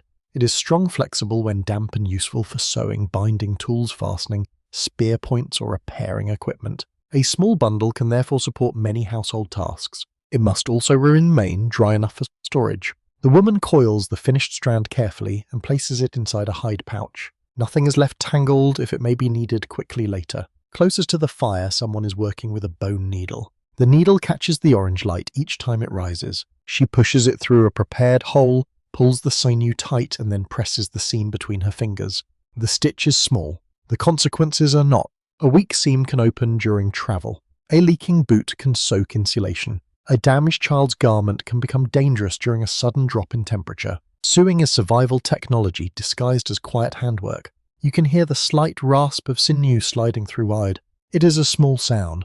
Yet without thousands of such stitches, life in this climate becomes far harder. One unusual detail comes from prehistoric burials containing elaborate bead arrangements. Some garments appear to have been decorated with hundreds or even thousands of pierced beads, teeth, or shells. If those objects were sewn individually onto clothing, the labour investment was immense. Someone spent a truly heroic amount of time attaching tiny decorations. Apparently Ice Age people could be both practical and magnificently patient. Beauty survives even when winter is severe. Across the shelter, another woman works beside a pile of food remains. She separates usable pieces from refuse. Tendons are set aside. Fatty scraps remain near the cooking area. Certain bones are preserved for tools or marrow. Fragments without immediate value may later become fuel. The sorting is quick because she recognizes each material instantly. You would probably need explanations. She needs only a glance. Knowledge lives in hands as much as memory. A child approaches with a strip of hide and receives a small task. The adult points toward one edge. The child begins rubbing it between both hands, softening the fibers through repeated movement. The work is minor. The lesson is not. Domestic labor offers endless opportunities for children to contribute before they possess adult strength. They can carry grass, collect small fuel, hold materials, watch younger siblings, sort objects, fetch tools, learn sewing, prepare simple foods. Contribution grows gradually alongside competence. You notice an infant resting against another adult's body beneath a fur wrap. The child sleeps while work continues. Human infants require frequent feeding and close care, creating obvious challenges in a mobile society. Carrying devices, slings, wraps, and shared caregiving would make movement easier. Soft organic baby carriers rarely survive archaeologically, so researchers cannot reconstruct their exact forms with confidence. Still, carrying an infant against the body offers clear advantages. It provides warmth. Hands remain more available. The child stays protected. The adult can keep moving. A surprisingly modern-looking parenting solution requires no modern materials. The infant stirs. Without interrupting her conversation, the woman adjusts the wrap and rocks slightly. The movement becomes automatic. You sense how childcare and productive labor overlap rather than occurring in separate schedules. There is no clean division between work hours and family hours here. A person may sew while supervising children. Someone gathers for fuel while teaching plant names. Food preparation becomes conversation. Tool repair happens beside storytelling. Life is layered because every task shares the same limited space and daylight. The smell inside grows warmer as a piece of hide is moved closer to the fire for gentle drying. Smoke rolls across it. Smoking can help to preserve skins and may make some hides more resistant to moisture while changing texture and color.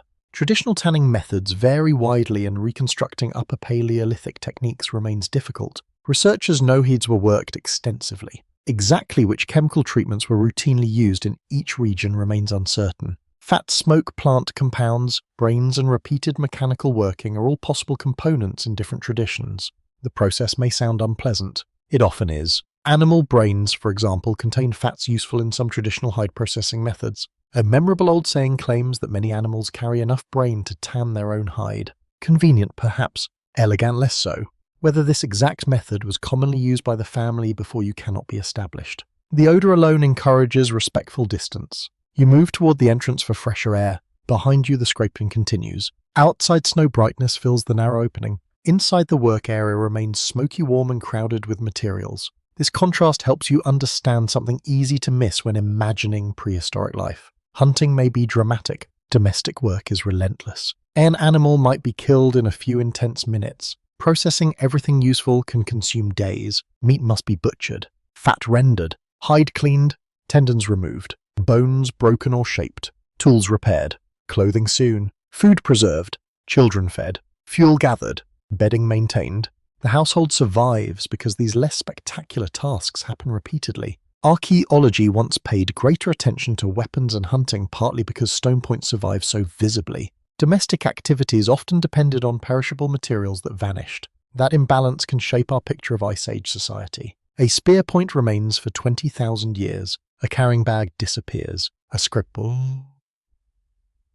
scraper survives. The hands using it do not. Modern scholarship increasingly tries to recover those quieter contributions by studying wear patterns, spatial organization, residues, bones, fibers, ornaments, and experimental reconstruction. Even so, assigning work by gender remains uncertain. A grave cannot tell you every task someone performed while alive. You return to the hearth. One woman has finished the seam. She pulls it firmly, tests the repaired edge, and hands the garment to another person without ceremony. The job is done. Immediately she reaches for something else. There is always something else. A bundle needs tying. A child needs attention. A hide needs turning. Food needs checking. A tool needs returning to its place. No one calls this productivity. It is simply the texture of the day. You sit among them and listen to the quiet persistence of work. Scraping stone, pulling thread, rustling fur, soft voices, a baby breathing against someone's chest. The shelter feels alive, not because one great event is happening, but because dozens of small tasks overlap without stopping. Then a sound from outside interrupts the rhythm. Voices, distant at first, then closer. Several people inside lift their heads. A child moves toward the doorway before being gently pulled back. Someone outside laughs. Another voice answers. The hunters are returning, and with them come meat tools, cold air news, and whatever the landscape has decided to give the family today. Section 12. The voices outside come closer, followed by the crunch of several pairs of feet across frozen ground. Everyone inside hears them. The scraping stops. A child rises immediately and moves towards the entrance, only to be slowed by an older hand reaching across their shoulder. Whoever is returning has been expected, but anticipation still changes the entire room. The hide flap lifts. Cold air rushes inside first. Then a man ducks beneath the entrance, carrying snow on his shoulders and a long wooden shaft in one hand. Another follows behind him, breathing heavily beneath a burden wrapped in hide. For a moment, the shelter becomes crowded with movement. Boots stamp against the floor. Snow is brushed away. Weapons are placed carefully beyond the reach of children. Someone asks a short question. The answer comes quickly. You do not understand the words, but the expressions are easy enough to read. The hunters have brought something back. A bundle is lowered near the working area, and the smell reaches you almost immediately. Cold meat has a faint metallic scent mixed with hide snow sweat and the sharp freshness of outside air. The household shifts around the newcomers. Nobody stands politely aside. Hands begin helping. Straps are loosened. Outer garments are checked. A damaged spear is examined. One hunter holds his fingers toward the fire without placing them too close. He has been outside for hours. Warmth returns slowly. His face is reddened by wind, while ice has formed along several strands of hair near his hood. When he pulls the covering back, trapped frost melts into tiny drops. The family listens as he speaks. Hunting in the Upper Paleolithic was rarely a simple matter of one person walking outside and returning with dinner. Large animals could require tracking, coordinated movement, specialized weapons, knowledge of terrain, and sometimes cooperation between several hunters. Reindeer, horse, bison, ibex, red deer, and other species appear frequently in archaeological assemblages across Ice Age Europe, though. Diets varied greatly by region. Some communities clearly focused heavily on particular migrating animals. Others used broader strategies. The landscape decided much. You glance toward those wooden shafts resting against the wall. At 20,000 years ago, hunters possessed sophisticated projectile technology. Spears may be thrust-thrown or launched with spear throwers depending on region and tradition. A spear thrower extends the arm's effective leverage, allowing a projectile to leave with greater speed. These devices, often called atlatls in later archaeological terminology, appear in Upper Paleolithic contexts through decorated examples made from antler or bone. Some are surprisingly beautiful. A hunting tool may carry carved animals along its surface. Apparently no rule says lethal efficiency must be visually boring. One returning hunter places a carved antler object beside his other equipment. Perhaps it is part of a weapon system, though you cannot be certain from its shape alone. That uncertainty is familiar to archaeologists. Researchers still debate the exact function of some decorated antler pieces from Upper Paleolithic sites.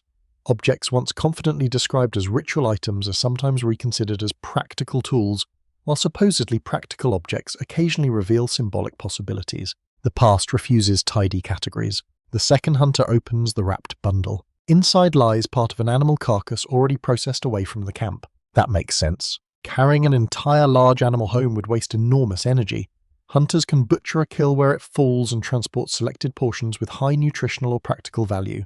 Which parts return depends on distance. Fat content matters. Meat quality matters. Bone usefulness matters. The number of available carriers matters. A hunter who travels several kilometers through snow becomes very interested in weight. You watch several household members inspect what has arrived. A heavy limb section is placed near the food processing area. A piece of hide is separated. Lung tendons are saved rather than discarded. A joint is examined for fat. Nothing is handled casually. The hunters begin describing what happened outside. Their hands make the story visible. One person points toward the valley. Another traces a line through the air, perhaps showing how the animals moved across the slope.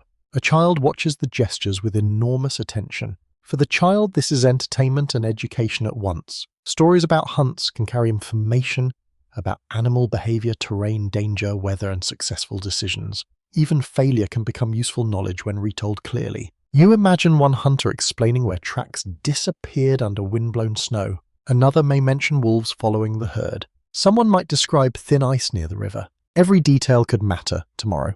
The hunt therefore returns with news as well as food. That may be one of its most valuable products. People who travel beyond camp become observers of the wider landscape. They notice changing snow. They see where herds are moving. They find new carcasses. They encounter other people. They discover whether a familiar route remains passable. A successful household depends on information circulating as reliably as meat. One hunter removes a damaged point from his shaft. The break is obvious. The stone tip has snapped near its base, leaving only part of the fastening attached. He seems more annoyed than upset. Broken hunting equipment is ordinary. Stone points fail. Wood cracks. Bindings loosen. A weapon that survives repeated use indefinitely would be suspiciously miraculous. The broken point is not immediately discarded. Someone examines it and sets it near the tool area. Perhaps it can be reshaped into a smaller cutting edge. Ruse continues. Another hunter unties a cord from around his waist. Attached to it are several small objects, including what appears to be a fox tooth or perhaps a pierced fragment of bone. You cannot know whether these are decoration keepsakes, markers of identity, or simply convenient things stored on a cord. The household seems familiar with them. Nobody comments. That silence makes them more intriguing. A quirky possibility from Upper Paleolithic archaeology concerns personal ornaments carried across very long distances. Teeth shells, amber, and other unusual materials sometimes appear far from their natural sources, suggesting exchange networks or extensive travel. A hunter returning home might therefore carry more than food. He could carry a story embodied in a tiny object. Perhaps it came from relatives, perhaps from strangers, perhaps from a meeting several valleys away. Such contacts matter because Ice Age families are not isolated islands. Even highly mobile groups require social networks for mates, information, resources, and support. Researchers continue discussing how large these social networks may have been and how frequently distant groups met. Genetic evidence shared styles and transported materials suggest broad connections, but exact patterns remain difficult to reconstruct. You watch the hunters remove their outer layers. The garments are damp with melted frost. They are hung or spread where warmth can reach them gradually. Drying clothing becomes urgent. Wet fur loses much of its insulating value. A day outside can therefore create tomorrow's maintenance work before today's meal is even finished. One man rubs his shoulder. The strap from the carried load has left a deep pressure mark across his clothing. Someone notices and says something that makes another adult laugh. The hunter answers with an expression of exaggerated offense. Gentle sarcasm survives again. Perhaps the burden was supposedly very light. Perhaps he complained all the way home. The children appear delighted by whatever joke has just occurred. For a few minutes, the return feels almost festive. Then work resumes. Meat must be cut. Tools must be repaired. Clothing must dry. The family cannot simply admire the success. A large piece of meat is divided near the hearth using a sharp stone blade. The cutting edge moves efficiently through tissue. Another person begins working on the hide. A child receives a small strip of something edible and immediately becomes quiet. Food remains an excellent diplomatic instrument. You sit beside the returning hunters as they warm themselves. Their smell is stronger now. Cold sweat, animal hide, smoke, snow and meat combine into a dense atmosphere. One pair of boots begins steaming faintly near the fire. The shelter grows louder than before, filled with overlapping conversation. For hours, the people here have lived in separate worlds. Some stayed close to children hides, food, fuel and repairs. Others crossed open ground following animals and reading tracks. Now the worlds reconnect. Each side brings information the other needs. The hunters learn what happened at camp. The household learns what happened beyond it. Perhaps someone visited. Perhaps fuel ran low. Perhaps a child became ill. Perhaps a herd changed direction. The family's survival depends on merging these small streams of knowledge every evening. You notice one older person listening more than speaking. The elder asks a question. A hunter answers carefully. Another question follows. The exchange seems focused on location and direction. Maybe tomorrow's decision is already beginning. Do they hunt the same area again? Do they move camp? Do they wait for weather to improve? Experience matters when choices become uncertain. The hunters may possess current observations. The elder may remember what happened during similar conditions years earlier. Neither type of knowledge is complete alone. Outside evening light begins fading. The hunters have returned before darkness fully settles, which is important in unfamiliar terrain. Traveling after sunset increases risk. Tracks become difficult to follow. Uneven ground disappears. Cold deepens. Predators become harder to see. A shelter visible by smoke or firelight can guide the final approach, but returning before full darkness is safer. You look around the now crowded interior. The household feels different from this morning. More food, more noise, more damp clothing, more stories, more work, and somewhere beneath all those immediate concerns lies something quieter. The returning hunters have brought the landscape home with them. They bring knowledge of animals, snow, danger, distance, and possibility. Soon those details will be folded into decisions made by everyone around the fire. And among the people listening most carefully is someone whose value does not depend on carrying the heaviest load.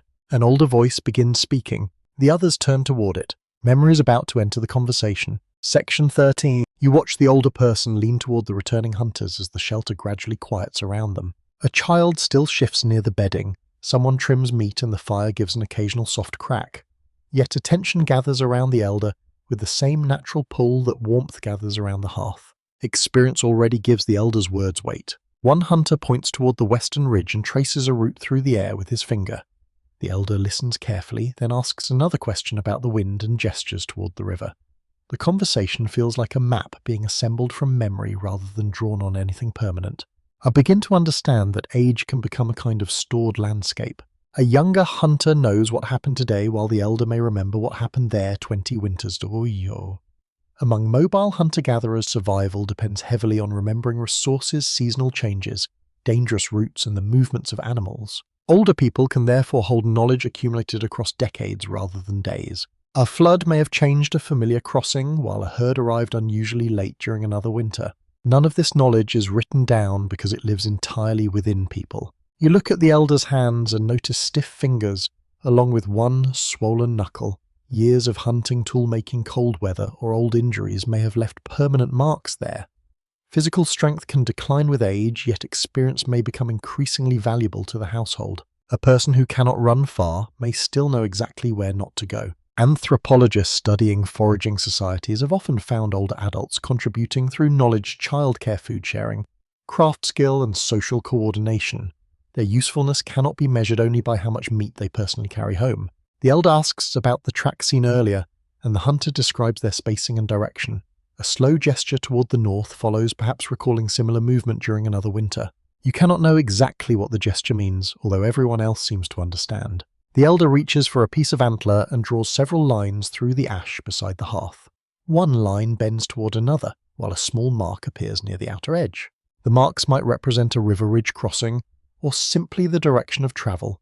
A sleeve may erase them within minutes, but for a moment the floor becomes a map. A finger in ash can carry a route, while pebbles or bones can represent remembered places. Archaeologists almost never recover teaching tools this fleeting, because such diagrams disappear before leaving durable traces.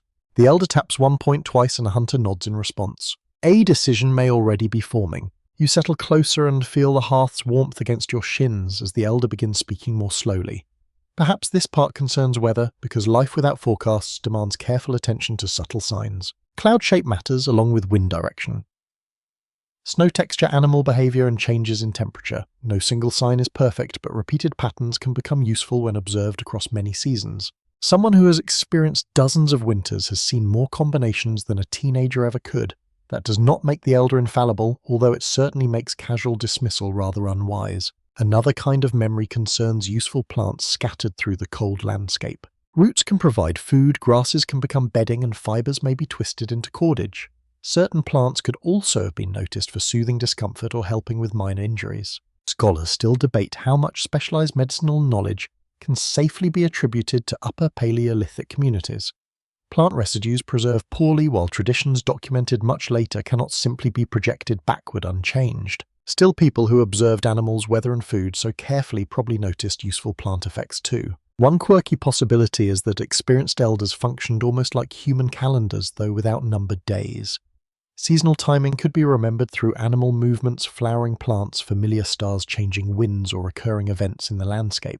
When reindeer turn toward one valley, perhaps another resource becomes available soon afterward. Whether this family uses such signals remains unknowable. But communities without writing still need reliable ways to remember. Timing and stories can carry such information remarkably well. The elder suddenly laughs, and one of the hunters answers with an embarrassed smile. The children become interested at once, suggesting that an old mistake may have entered the story. Memory is not only a catalogue of dangers, because it can preserve embarrassment beautifully too. Someone once chose the wrong valley, or confidently predicted clear weather before receiving snow. A community remembering that mistake does not need to repeat it personally. Humor makes unpleasant lessons easier to keep, so the laughter can fade while the lesson remains. Across the shelter, an older woman shows a child how to twist cord more evenly. Her hands move slower than younger hands, yet they waste few emotions because decades of repetition have refined them. A person who cannot hunt all day may still repair clothing, teach children, prepare food, maintain fire, or supervise complicated work. Tasks change as bodies change, but contribution does not necessarily disappear. Archaeologists sometimes find older individuals who survived injuries or conditions that may have limited independent survival. Such cases suggest prehistoric communities sometimes supported people through illness, impairment, or reduced mobility. Researchers cannot always determine exactly who provided care or how dependent one individual truly became. A skeleton records injuries and healing, but it does not preserve the hands that offered daily assistance. Even so, long survival after serious impairment can reveal something important about cooperation. You glance again toward the elder near the hunters. Perhaps this person once carried heavier loads and crossed the valley faster than anyone else. Now others may bring food home while the elder returns something less visible but equally useful. They bring decades back to everyone, and that exchange belongs to the household economy. The elder also remembers relatives living several days away, including who can be trusted and who might share food during shortage. Social memory matters almost as much as environmental memory. A distant camp can offer shelter, information, materials, marriage connections, or support. Relationships themselves become a survival technology. The fire settles lower as conversation becomes softer around you. A child rests against the elder's side while listening, perhaps understanding only half of what is being said. That is enough for now, because the same story may return next winter, then return again years later. Eventually that child may become the person correcting someone else's route in the ash. This is how knowledge survives without paper, imperfectly but persistently through voices and repeated experience. Outside, the landscape remains vast, cold, and indifferent beneath the darkening sky. Inside, generations sit close enough for memory to move quietly between them. Strength can find food today, while memory may help everyone find it tomorrow. In a world where one failed season can matter terribly, knowing what happened before becomes a form of protection. Soon that memory turns toward another quiet concern. How much food remains, how long it can last, and what must be saved before hunger arrives. Section 14. The elder's last words leave everyone looking toward the food stored along the shelter's cooler edge. You follow their gaze. At first there does not seem to be much. A few wrapped bundles rest near the wall. Several long bones lie stacked beside them, and strips of dried meat hang where smoke reaches gently without cooking them further. Yet every item represents time bought against uncertainty. Hunger rarely announces exactly when it plans to arrive. A hunt may fail tomorrow. Snow may bury tracks. A storm may trap the family indoors for several days. An injured hunter may need rest. A migrating herd may simply choose another valley. The householder therefore survives partly by eating today and partly by refusing to eat everything today. You move toward one hanging strip of meat. Its surface has darkened and tightened during drying, becoming firm beneath your fingers. The smell is smoky, salty in an animal way and much less rich than freshly roasted meat. Removing moisture slows spoilage. That principle is simple, but using it well requires attention to temperature, airflow, meat thickness, humidity, insects, and contamination. Upper Paleolithic communities almost certainly preserved food in several ways, especially in cold regions where seasonal abundance could be followed by scarcity. Drying, freezing, smoking, and catching all offer practical solutions using materials already available. The Ice Age itself provides useful refrigeration. Outside frozen ground can preserve meat for long periods when temperatures remain low enough. That sounds wonderfully convenient. Unfortunately, the freezer has wolves. A cache placed beyond the shelter must be hidden from foxes, birds, wolves, and perhaps other human groups. Snow can conceal stored food, but it can also make the exact location harder to recover after storms. You imagine someone burying valuable meat beneath packed snow and marking the site using stones, branches, landscape features, or memory. Then fresh snowfall arrives. The hill changes shape. Suddenly, prehistoric food storage becomes an archaeological version of losing your keys. The family probably avoids relying on one method alone. Some food remains indoors, some may be suspended, some can be frozen outside. Other supplies could be cached temporarily near hunting locations rather than carried immediately back to camp. Archaeologists sometimes infer storage from pits, concentrations of bones, repeated occupation patterns, or locations positioned near predictable seasonal resources. However, identifying a 20,000-year-old storage feature can be surprisingly difficult. A pit used for food may later fill with rubbish. A natural hollow can resemble a deliberate cache. Researchers disagree over how extensively some Upper Paleolithic groups depended on planned storage rather than rapid consumption and sharing. Mobility complicates the question because people carrying their homes cannot accumulate unlimited supplies. Storage must balance security against movement. You sit beside a bundle wrapped in here. Inside might be dried meat, fat, plant food, or another material that needs protection from moisture and animals. Hide makes a useful container because it can fold around irregular contents and be tied securely. The package feels surprisingly dense. You do not open it. In a household where every calorie matters, curiosity should probably have boundaries. Nearby, a lump of animal fat has been stored in a colder area. Fat is extraordinarily valuable because it contains more than twice the calories per gram of protein or carbohydrate.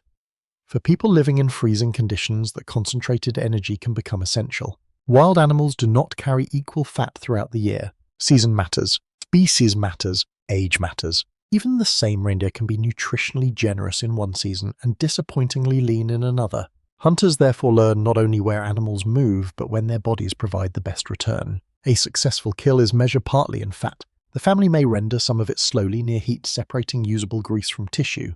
Once cooled, rendered fat can become easier to store and combine with other foods. It can also support cooking lamps, hide treatment, or perhaps medicinal practices. One substance solves several problems. That is a recurring theme here. You notice the cracked bones stacked along the wall again. Some still contain nutritional value. Marrow can be extracted relatively quickly, but grease hidden in spongy bone may require more effort.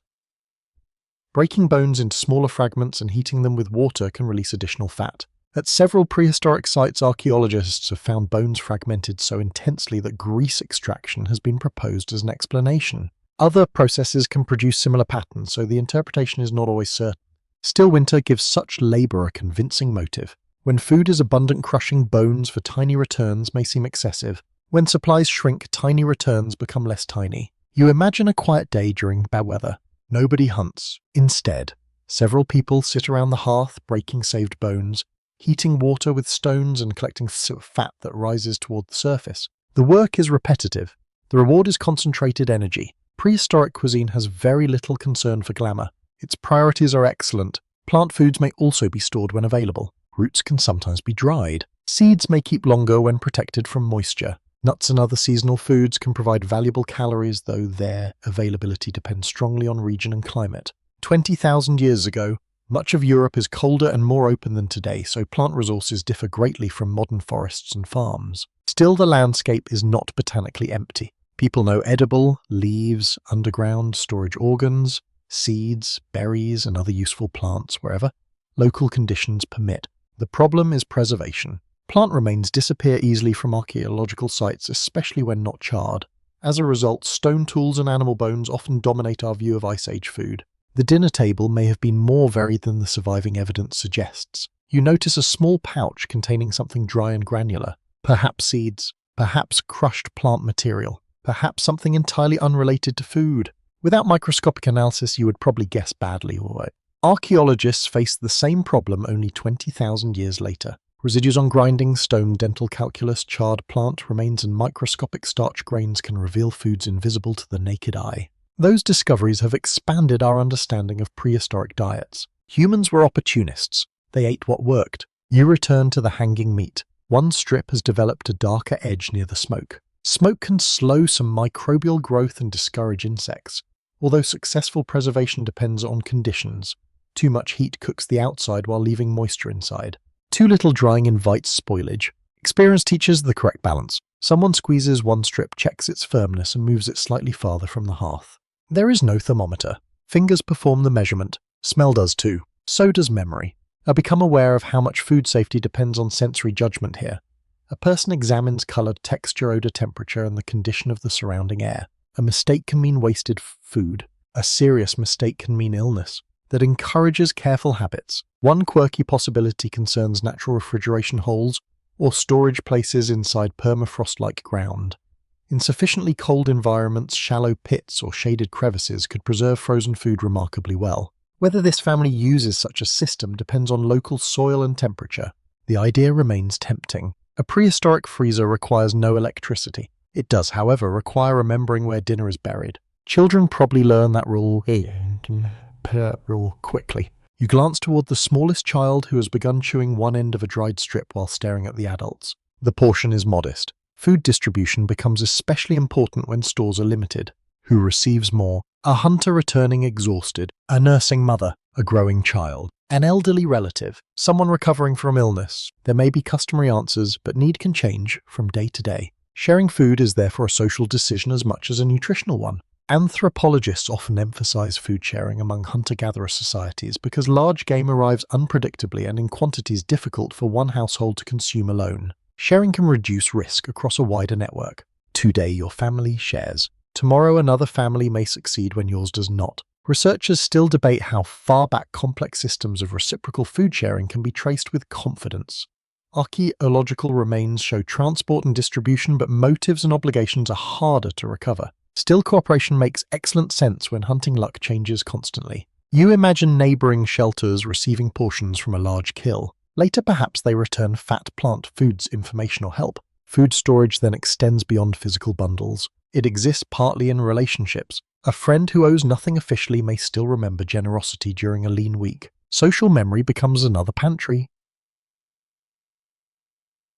The thought feels strangely comforting. Around you, the household begins putting the food area back in order. Bundles are tied. Meat hangs higher. Bones move closer to the wall. The dried plant pouch disappears beneath another covering.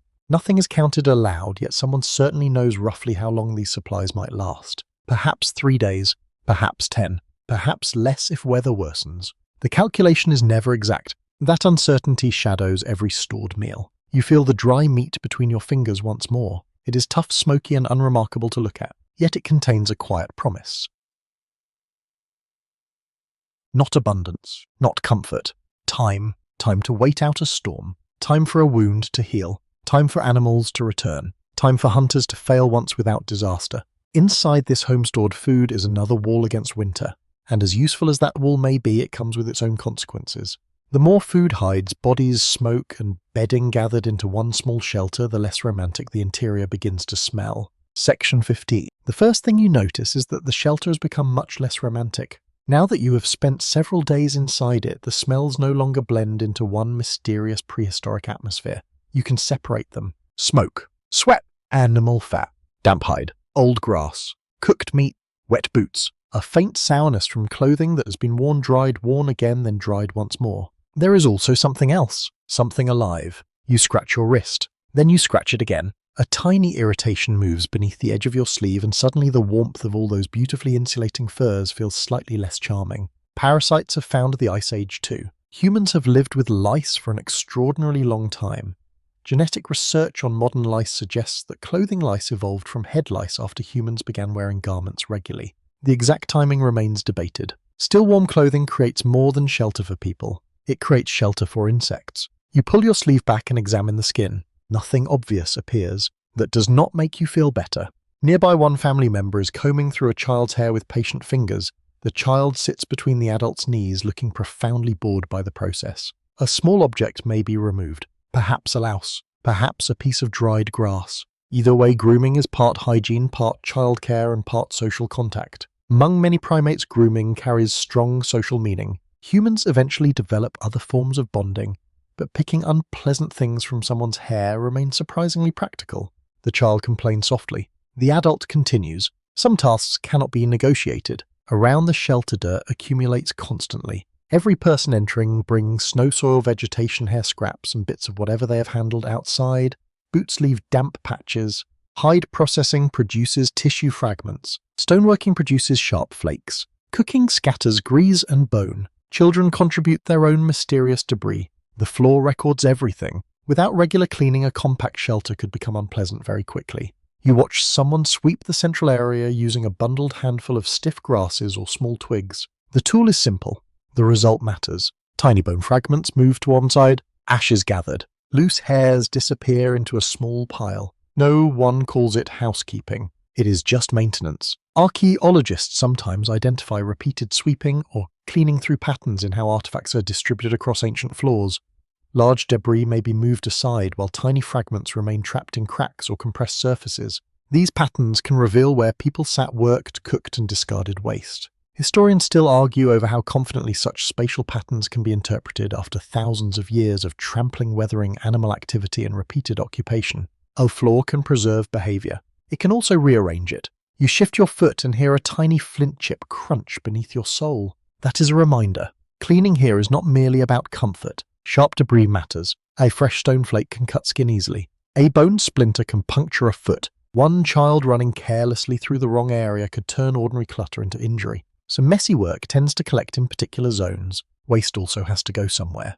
The shelter cannot hold everything. Bones without further use, spoiled scraps, ash-broken materials, and bodily waste need to be moved away from living spaces. At many prehistoric sites, archaeologists identify refuse zones or middens, where discarded material accumulates. These deposits become treasure for future researchers. For the family, they are garbage. History has a sense of humor.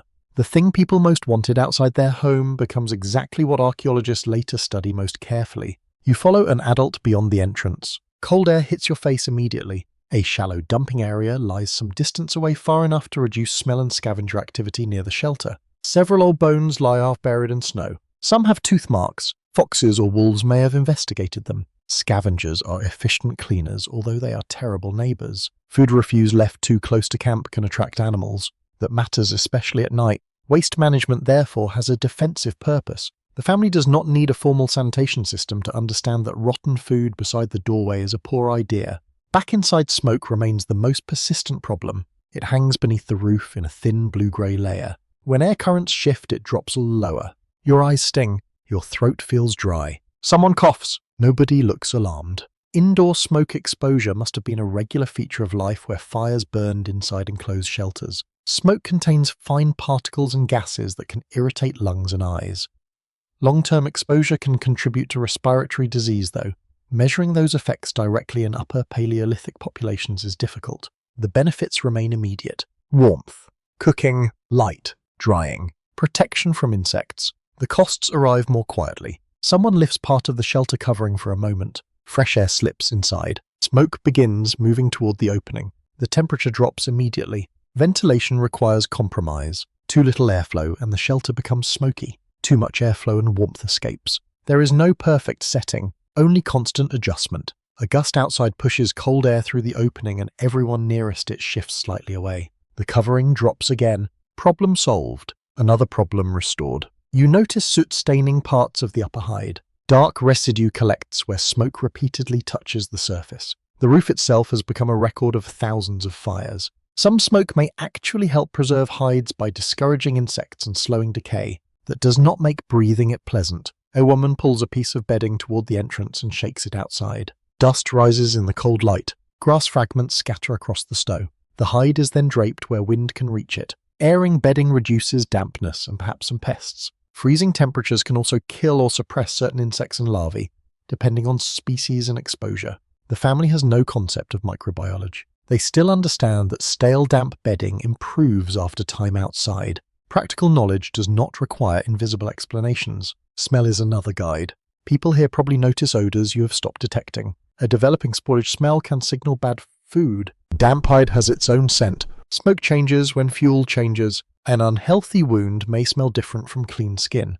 The nose becomes part of the household toolkit. I begin to appreciate why modern descriptions of prehistoric life often become too clean. Museum reconstructions show beautiful furs. Paintings show warm fires. Documentaries show orderly stone tools placed attractively beside sleeping areas. They rarely include the persistent itch inside a sleeve, or smoke watering your eyes, or wet hide drying beside dinner, or someone discovering that a child has tracked something unpleasant across the bedding. Real homes are messier. That is what makes them feel real. One particularly quirky problem may come from fleas. Fleas are ancient parasites, though. Tracing exactly which species lived with particular Ice Age human groups is difficult. Sleeping on animal skins and plant bedding could create attractive hiding places for small biting insects. Whether fleas were a major domestic nuisance here remains uncertain. You decide not to investigate personally. Some scholarly questions can remain unresolved. A child begins scratching vigorously at a fur blanket. An adult takes the hide away, carries it outside and beats it against a wooden support.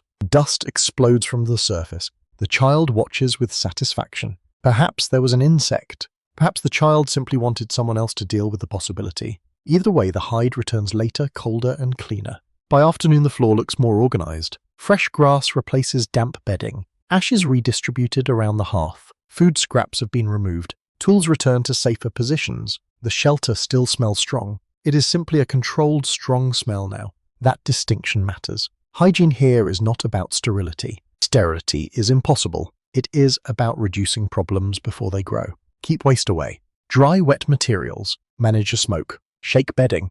Clean wounds. Remove insects. Protect food. Sweep sharp debris. These routines support health just as surely as clothing supports warmth. You sit near the wall as the household settles again. Smoke curls upward. Fresh bedding releases a grassy scent beneath the heavier smells of fur and fire. Someone laughs quietly while another person complains about whatever was found inside the blanket. The atmosphere feels lived in rather than dirty now. There is a difference. This family cannot make the Ice Age clean. They can make one small place manageable.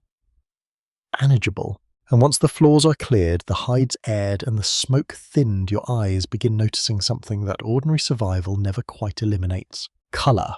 Carving. Beads. Marks made for reasons beyond simple usefulness. Even here, surrounded by dirt and smoke, people still make room for beauty. Section 60. You notice the color only because the floor has been cleared. Near the shelter wall where scraps and bedding were moved earlier, a small patch of red appears against the brown earth. It is not blood rust or firelight. It is ochre. Someone has rubbed the mineral into a shallow stone, leaving a powdery stain that glows warmly beneath the hearthlight. Beside it rests a small piece of bone marked with careful lines. The household suddenly looks different. Until now, nearly everything around you seemed tied directly to survival. Tools cut, hides insulate, fire warms, food preserves, bedding protects the body from frozen ground. These objects do something else. They suggest that usefulness was never enough. You crouch beside the red pigment and touch the stone lightly. A little powder clings to your fingertip. The texture is dry and fine, almost silky, and the color becomes richer when you rub it against your skin. Ochre is an iron-rich mineral pigment used by humans and earlier hominins for an astonishingly long time. By 20,000 years ago, its use is already ancient. Red, yellow, and brown ochres appear at many prehistoric sites, sometimes associated with burials, body decoration, hide processing art, or practical mixtures. One material may serve several purposes. That makes interpretation difficult. Historians still debate whether particular ochre deposits were primarily symbolic, technological, cosmetic, or some combination of these roles. A lump of pigment cannot tell you why someone carried it home. The family probably does not separate those categories as neatly as scholars do. Beauty can be practical. Practical objects can be beautiful. You look toward the woman who was sewing earlier. A row of small, pierced objects hangs from the edge of her garment. Some appear to be animal teeth, while others might be shell or shaped bone. They make a faint clicking sound when she moves. I barely noticed it before. Now the sound seems deliberate, almost musical. Upper Paleolithic people made large numbers of personal ornaments, including beads, pendants, pierced teeth, shells, and carved pieces of ivory or bone. Some ornaments travelled immense distances from their natural source regions. A seashell discovered far inland may represent exchange across hundreds of kilometres. That tiny object can therefore carry geography. Perhaps the wearer has never seen the sea. Perhaps someone in their social network has. You imagine the shell passing between several hands before reaching this shelter, acquiring stories along the way. No written label survives. Its journey becomes invisible. One child sits nearby, holding a small carved object. It fits comfortably in the palm. The shape resembles an animal, though. The form is simplified enough that you hesitate between horse bison and something else entirely. The child clearly has no such hesitation. They move it across the ground as though everyone should recognize it immediately. Perhaps it is a toy. Perhaps a charm. Perhaps a broken decorative piece temporarily claimed by a child. Prehistoric figurines raise exactly this problem. Archaeologists find carved animals and human forms throughout parts of Upper Paleolithic Europe, yet their meanings remain uncertain. Some may relate to ritual teaching, storytelling, identity, memory, or ordinary amusement. Not every carved mammoth needs to embody a cosmic mystery. Sometimes humans simply enjoy making mammoths. That possibility is refreshingly reasonable. You turn the imagined carving beneath the firelight. Shadows deepen inside its incised lines. The animal seems to change as the flames move. Its back rises. Its legs disappear. Its head appears again. Flickering light can animate carved surfaces in ways impossible under steady illumination. Researchers studying prehistoric cave art have suggested that moving firelight may have influenced how ancient images were experienced. Overlapping limbs and repeated contours can create impressions of motion when shadows shift. Whether artists deliberately designed all such effects remains uncertain. Still, you can see why the idea is attractive. The hearth transforms static markings into something alive. You glance at the hide wall behind you. Could people paint shelters too? Organic coverings rarely survive long enough to answer. Pigment traces sometimes survive on tools, ornaments, bones, floors, and cave walls, but decorated hide wood and clothing would normally disappear. This creates an enormous missing gallery. Painted garments may be gone. Decorated bags may be gone. Coloured shelter panels may be gone. Wooden carvings almost certainly vanished in vast numbers. What survives is only a stubborn fraction of prehistoric creativity. I begin imagining the walls differently. Perhaps patterns once ran along hide seams. Perhaps children made finger marks in pigment. Perhaps particular family objects carried repeated symbols understood by everyone inside. Or perhaps this household preferred decoration on bodies and portable objects instead. There is no way to know. The uncertainty feels almost as interesting as the evidence. Near the hearth, an adult mixes a small amount of ochre with something greasy. Animal fat can help pigment adhere to surfaces. Other binders may include water plant substances, marrow, or unknown mixtures depending on purpose. The person tests the color against a piece of hide. A dark red streak appears. The smell of mineral dust mixes faintly with smoke and warm fat. It is not perfume, but it is color. The transformation is immediate. Plain hide becomes marked hide. A practical material becomes personal. You wonder whether the stripe identifies ownership. Perhaps it helps distinguish one family's belongings from another's. Perhaps it is decorative. Perhaps the mark has a meaning you cannot recognize. Symbols become powerful precisely because outsiders do not always understand them. Another object catches your attention. A flat bone bears a series of short parallel cuts. They look counted. Maybe days, animals, journeys, moon phases, or perhaps someone was testing the edge of a tool. Notched bones are famously tempting. Humans love to turn repeated marks into calendars or numbers. Sometimes that interpretation is plausible. Sometimes it is wishful thinking wearing academic clothing. Researchers still disagree over many prehistoric notched artifacts because simple marks can have many causes.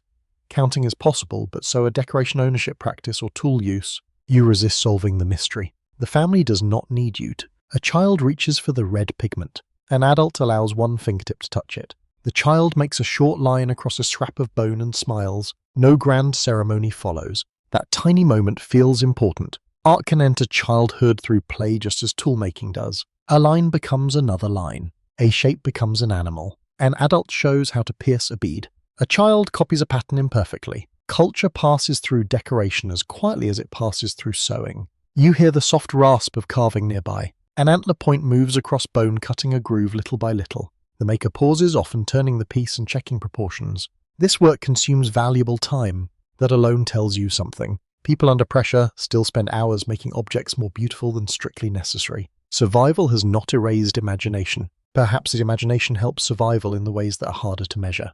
Decoration can strengthen identity. Shared symbols can create belonging. Art can preserve stories. Carved animals may support teaching. Beautiful objects may travel as gifts between groups, helping maintain relationships. Even simple ornament can make a difficult life feel more human. There is another possibility. Making something beautiful may simply feel good. That explanation rarely leaves archaeological evidence, but you understand it immediately. You sit beside the wall and listen. Beads click softly. A carving tool scratches bone. Fire pops. Someone hums a short pattern under their breath while sewing. The shelter smells exactly as it did earlier, smoky animal, earthy and warm. Yet the atmosphere has changed. Now you see deliberate choices everywhere. A pendant where no pendant is needed. A line carved where plain bone would work. A red mark on hide. A polished surface. A pattern repeated because someone liked the way it looked. 20,000 years separate you from these hands.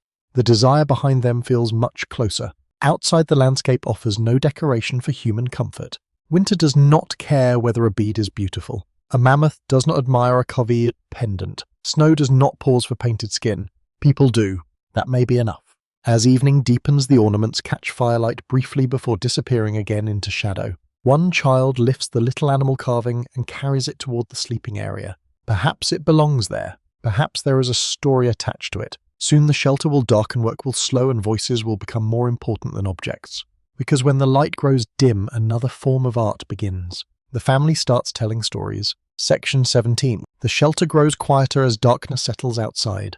Work does not stop immediately. One person continues sewing near the fire while another turns a drying strip of meat.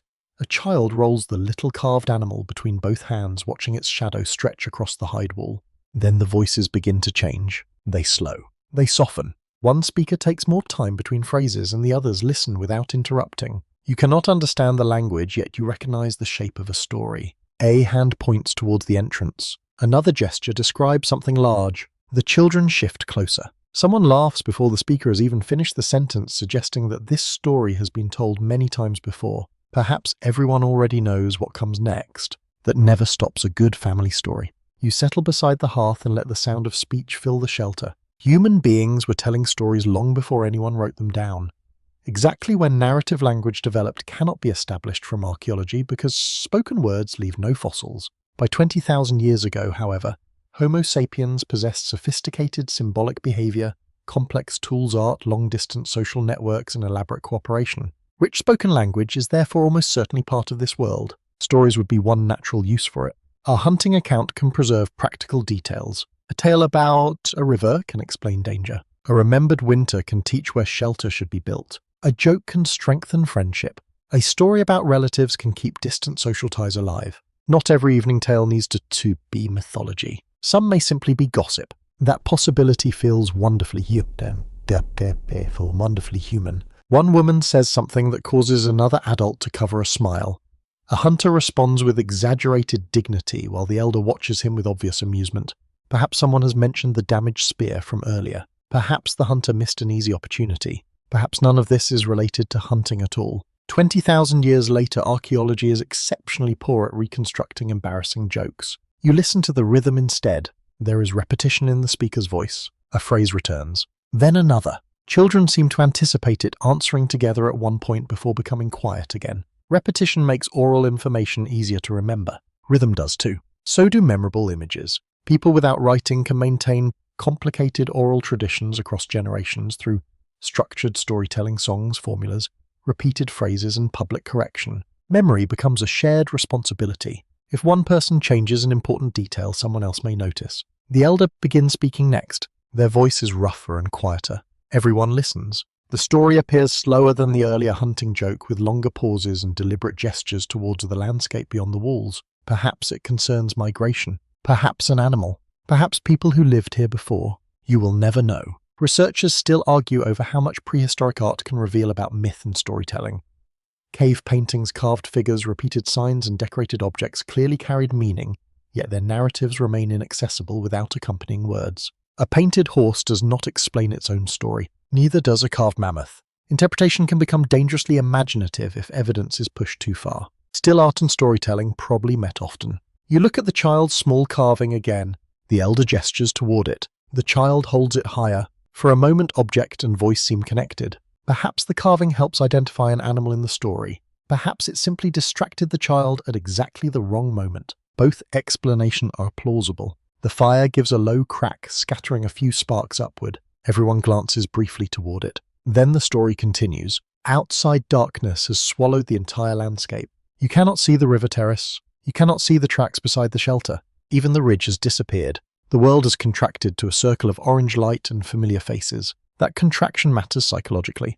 During daylight, people spread across a huge landscape. At night, they gather closely again. Conversation can become one of the safest activities available. There is nowhere urgent to travel. Most detailed outdoor work become difficult. Firelight encourages people to remain near one another. Night creates time for memory. A curious theory among some anthropologists suggests that firelight may have helped shape human social life by extending conversation beyond purely practical daytime tasks. Studies of some recent hunter-gatherer communities show that evening fire conversations can differ from daytime talk, becoming more focused on stories, distant people, imagination, ritual, and social relationships. You should not assume every Ice Age family behaved identically. Cultures vary too much for that. Still, the pattern makes intuitive sense. Daylight favors work. Darkness invites words. The younger children are now completely absorbed. One watches the elder's face. Another looks toward the wall whenever a hand gesture sends a shadow moving across it. The fire transforms ordinary movements into enormous shapes. A raised hand becomes antlers. 2 fingers become running legs. An arm passing close to the flame creates a shadow that races across the roof. Perhaps someone intentionally uses this effect. Perhaps shadow play is simply a side effect of speaking with expressive hands. There is no archaeological way to know. That uncertainty is almost comforting. Some parts of human life were too delicate to survive.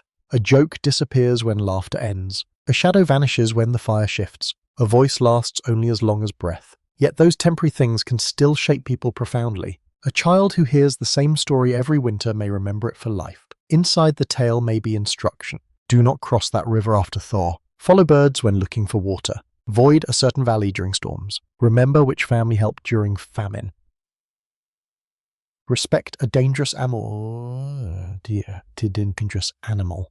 Turn to a particular place when the moon or season changes. Information does not have to sound like instruction to become useful. Stories carry facts more gently. They can also carry values. Who behaves generously? Who behaves foolishly? Who ignores warnings? Who survives because others help? The answers teach children what their group admires. You notice that one story causes an adult to touch a pendant briefly. Perhaps the tale concerns someone absent. Death is part of this world, although tonight nobody describes it dramatically. Relatives can disappear through illness, accident and conflict, childbirth or ordinary aging. Story allows absent people to remain socially present. A child may know a grandparent never personally met. A hunter may remember someone who taught him a route. Names and deeds can survive inside speech long after bodies vanish. The oldest member of the household may therefore act as a bridge between generations that never shared the same fire. A long pause follows. Only the wind is audible for several seconds. It brushes against the hide roof in slow waves. The sound feels almost oceanic. Then somebody says something brief. Quiet laughter moves through the group. The mood lightens. Not every story must carry ancestral weight. Some exist because people enjoy them. You imagine recurring characters known to everyone. The foolish hunter, the clever child, the stubborn old woman, the animal that outsmarts humans, the relative who always gets lost but insists otherwise. Folklore later across the world will be full of such figures. Whether similar character types existed here cannot be proven, but humor requires no agriculture or writing. A child asks a question. The elder answers. Another question follows. This time several adults speak at once. The shelter becomes briefly animated. Stories are not necessarily performances by one designated storyteller. They can be argued over, corrected, expanded, interrupted. Someone remembers the route differently. Someone insists the animal was larger. Someone claims the weather was worse. Historical accuracy begins negotiating with family memory. That too feels timeless. A quirky possibility appears when the younger child begins humming a short sequence of notes between spoken phrases. Music may have accompanied storytelling. Upper Paleolithic bone flutes and other possible instruments show that people made music tens of thousands of years ago. Some surviving flutes from Europe predate this household by many millennia. Music is already old. Perhaps songs mark important stories. Perhaps people dance. Perhaps melodies soothe children. Researchers still debate the functions of particular prehistoric musical instruments because an object can reveal how sound was produced more easily than why. Tonight, no formal instrument appears. A voice is enough. The child hums again. An adult quietly repeats the melody. Soon it disappears beneath the conversation. You feel yourself becoming sleepy. The fire has burned lower, leaving mostly red coals and occasional yellow tongues of flame. Shadows move more slowly now. One child has already fallen asleep against a folded hide. Another struggles visibly to remain awake, blinking longer between each sentence. The storyteller notices. Their voice softens. Perhaps the ending is approaching. You do not understand the words, but you hear the cadence resolving. A repeated phrase returns once more. The elder stops. Nobody applauds. There is simply a comfortable silence. A few people continue speaking quietly, but the shared attention has dissolved. The story is finished. Tomorrow parts of it may be repeated. Years from now, perhaps a child sitting here will tell it differently beside another hearth. The details may shift. The meaning may survive. Outside winds strengthen against the shelter. Snow begins ticking softly across the hide walls. The sound is light at first, then steadier. Several adults look toward the entrance. Storytime has ended. Weather is about to take over. Section T.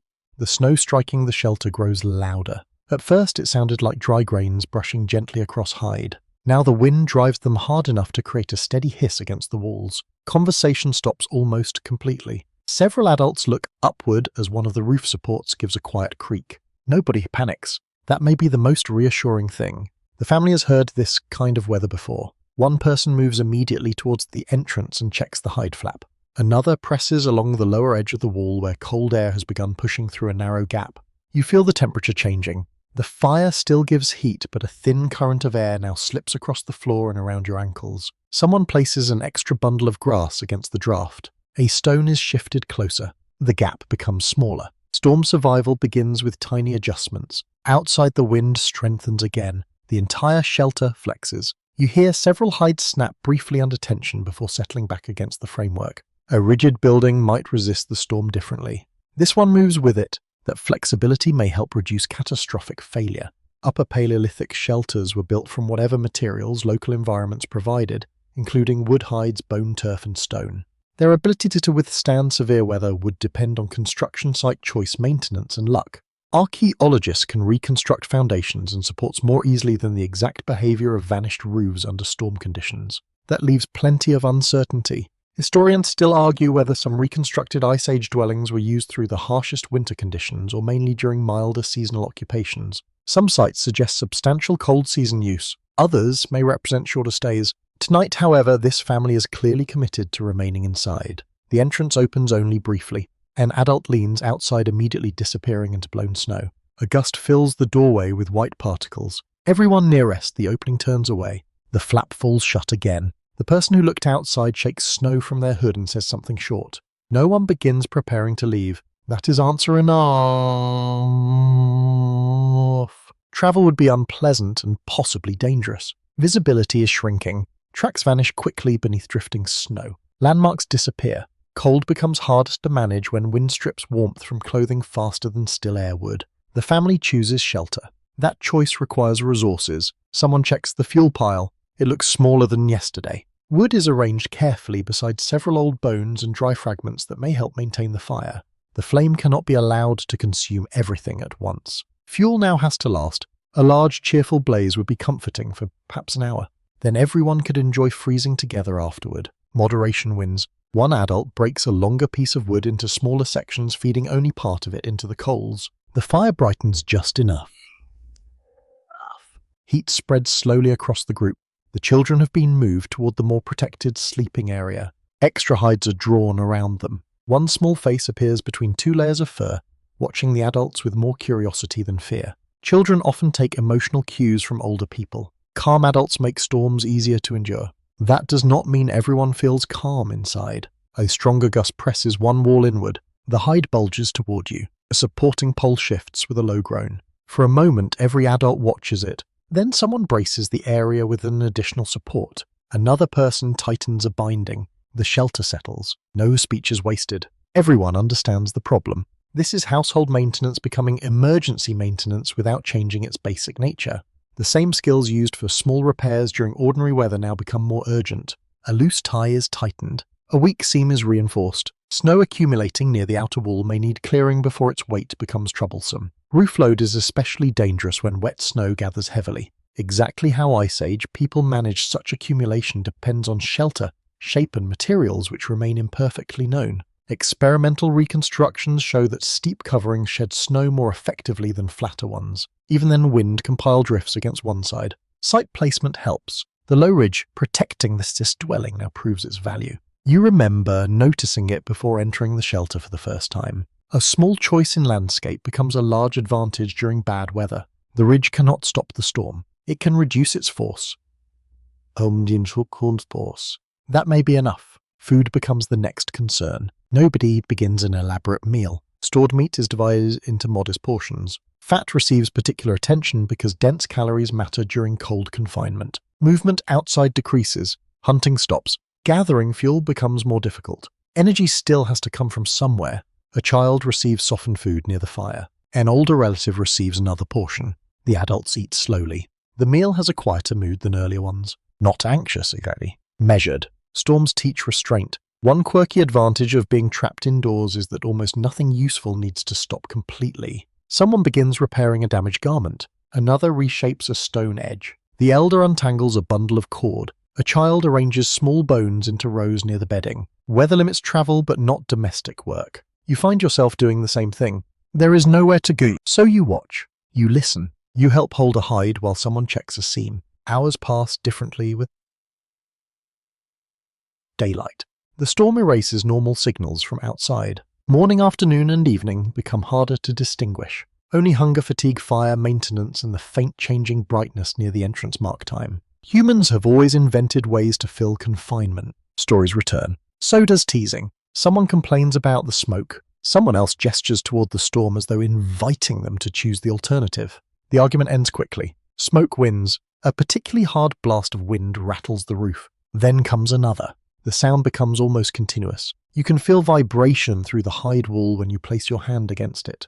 The material is cold. Moisture has begun freezing along one outer edge. Inside, condensation gathers where warm air meets chilled surfaces. A few drops run downward before disappearing into grass packed near the floor.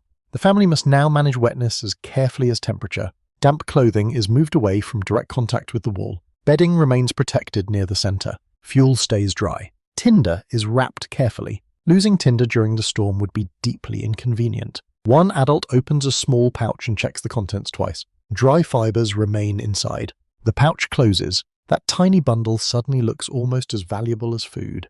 Without reliable tinder, restarting a dead fire becomes difficult in wet weather. The householder therefore protects ignition materials with almost obsessive care. You would too. A curious archaeological question concerns how often prehistoric people transported fire, rather than recreating it from scratch. Direct evidence is scarce because embers do not preserve conveniently as proof of transportation. Ethnographic parallels show that mobile groups in various societies sometimes carried smouldering material between camps.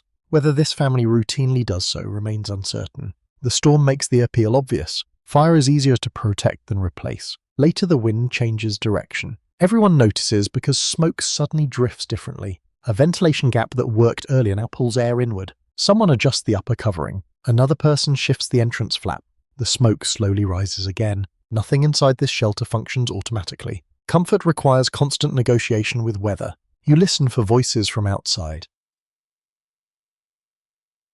There are none. Neighboring camps, if any, lie nearby, are separated by walls of blowing snow. For now, the family depends on itself. This isolation makes their cooperation more visible. One person watches the fire. Another repairs the wall. Someone handles food. Someone calms a restless child. The elder observes the changing wind. No single person manages everything. Resilience is distributed. That may be the most important protection inside the shelter. Not bone. Not hide. Not fire. People. The storm continues into darkness. Snow now presses heavily along one side of the entrance. Two adults push outward, briefly clearing enough space to keep the opening usable. They return covered in powder. The children laugh. For a moment, the storm becomes entertaining. One adult shakes snow deliberately toward another. A short exchange of mock outrage follows. Even confinement cannot defeat foolishness completely. That may help too. Hours later, the wind finally softens. Not stops. Softens. The change is subtle enough that you notice silence before you notice weather. The hide walls are still moving but less violently. Snow no longer strikes them with the same force. Everyone listens. The elder tilts their head. Someone lifts the entrance flap slightly. Cold blue darkness appears beyond it. The storm has not finished entirely, but its worst pressure seems to have passed. Inside, the shelter remains standing. The fire remains alive. Food remains dry. The children remain warm. Nobody celebrates. The family simply begins resetting what the weather disturbed. A loosened tie is checked. Wet grass is replaced. Fuel is counted.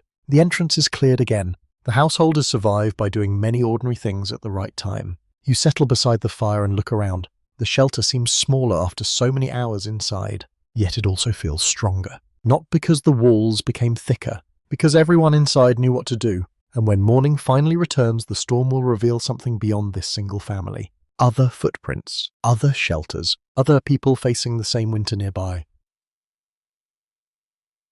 Section 19. Morning returns slowly after the storm. You wake to a strange brightness pressing through the hide entrance, brighter than the grey dawns before it. When someone lifts the flap, a reflected snow floods the shelter with cold white light. Outside, the world has changed. Drifts curve around the dwelling like frozen waves. Old footprints are gone. The path toward the river has disappeared. Even nearby stones look unfamiliar beneath fresh snow. You step outside carefully. The air is quieter now and the wind has weakened to a low whisper across the plain. Your boots sink deeper than before, compressing the new snow with a dry, satisfying crunch. For a moment, the family's shelter appears completely alone. Then you notice movement farther along the ridge. Smoke. A thin column rises from behind a low drift, perhaps several hundred paces away. Another household has survived the night. A second trail of smoke appears farther beyond it. The landscape begins to feel inhabited again. Your family may occupy one shelter, but they are not necessarily living in social isolation. Upper Paleolithic people move through networks of relatives, companions, neighbouring groups and seasonal gathering places. Even home, heavily mobile communities needed contact. People exchanged information. They exchanged materials. They formed partnerships. They found mates. They shared food during difficult periods. The Ice Age may look empty from a distance, yet human relationships can stretch surprisingly far across it. You follow two adults toward the nearest smoke. The snow squeaks beneath at every step. Cold air smells remarkably clean after so many hours inside the shelter, where smoke-damp fur and stored meat filled every breath. A header low structure becomes visible. Its shape resembles your family's dwelling, though not exactly. The entrance faces a slightly different direction. The roof appears lower. A row of heavier stones anchors walls against one wall. Local knowledge produces variation. So does personal preference. People do not need identical houses to belong to the same community. Several figures emerge as you approach. The greeting is calm rather than dramatic. Nobody behaves as though strangers have arrived. These people know one another. One adult touches another's shoulder. A child runs forward, then stops awkwardly in front of someone from the neighbouring shelter, suddenly unsure what to do. Another child solves the problem by throwing a handful of powdery snow. Diplomacy develops rapidly from there. You hear laughter. Adults begin talking about the storm. Gestures toward roof lines and snowdrifts make the subject obvious. Someone points to a damaged support near the second shelter. Another person examines it. Within minutes, several adults are helping clear snow and reinforce the weak section. That cooperation is not charity in any modern formal sense. It is practical reciprocity. Today one household needs help repairing a roof. Tomorrow another may need food, childcare, hunting assistance, or information about animal movements. Social connections spread risk. Anthropologists often emphasize this principle when studying hunter-gatherer societies. Resources can fluctuate sharply between families, locations, and seasons, so sharing and reciprocal obligations reduce the danger of isolated failure. A successful hunter cannot guarantee another successful hunt tomorrow. A dependable network offers another kind of insurance. Researchers still debate the precise size and organization of Upper Paleolithic social groups. Campsites can reveal how many people may have gathered in one place, while genetics and transported materials suggest contact over wider regions. But archaeologists cannot easily reconstruct every relationship. A cluster of shelters might represent several nuclear families, extended relatives, visiting allies, or people connected in ways that do not fit modern household labels neatly. The word family itself may be too simple. You look around the neighboring dwelling. An older woman is speaking with the elder from your shelter. Two younger adults exchange tools. Children move freely between everyone. Nobody checks identification. Kinship here is probably understood through stories, obligations, remembered descent, partnerships, and shared experience. A person can belong because others know exactly who they are. That knowledge travels orally. You notice a small shell hanging from one visitor's clothing. It's pale and smooth, entirely unlike anything found along this frozen inland river.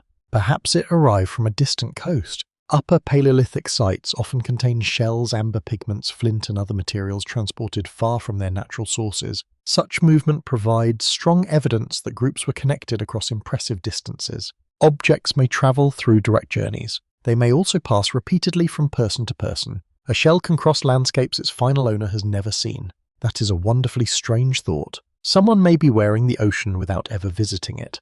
The person with the shell notices you looking and touches it briefly. Perhaps it is valuable, perhaps sentimental, perhaps merely attractive. Its meaning remains private. You return with the others toward your own shelter. This time two visitors come along. One carries a bundle of dry material that could supplement the fuel supply depleted during the storm. Another brings a small wrapped package. Inside may be food. Your household offers something in return. The exchange is not counted aloud, at least not where you can understand. Reciprocity does not always require immediate equality. Relationships can remain balanced across months or years rather than minutes. That flexibility is useful in unpredictable environments. A family with meat today may need help later. Another with good flint may lack hides. Someone else may know a route through the hills. Resources include knowledge. One visitor examines the broken hunting point brought home before the storm. After a short conversation, he produces a piece of high-quality stone, unlike the local material scattered near the shelter. The surface is fine-grained and glossy. It may have traveled from a distant outcrop. Good stone matters because not every rock fractures predictably. Groups often transported or exchanged particularly useful raw materials across long distances. Archaeologists can sometimes trace flint and obsidian back to geological sources, revealing ancient movement and exchange networks. The map hidden inside stone can be astonishingly large. A small tool may begin hundreds of kilometers away. The visitor hands over the raw piece. In return, he receives perhaps prepared sinew or another useful item. No market opens. No prices are announced. The transaction seems embedded in relationship. That is one likely feature of small-scale societies, though. Exact exchange customs surely varied. You notice another quieter social process. Two young adults from different shelters keep glancing toward one another. Nothing dramatic occurs. One passes a tool. The other smiles. That is all. Yet contact between groups is essential for more than trade.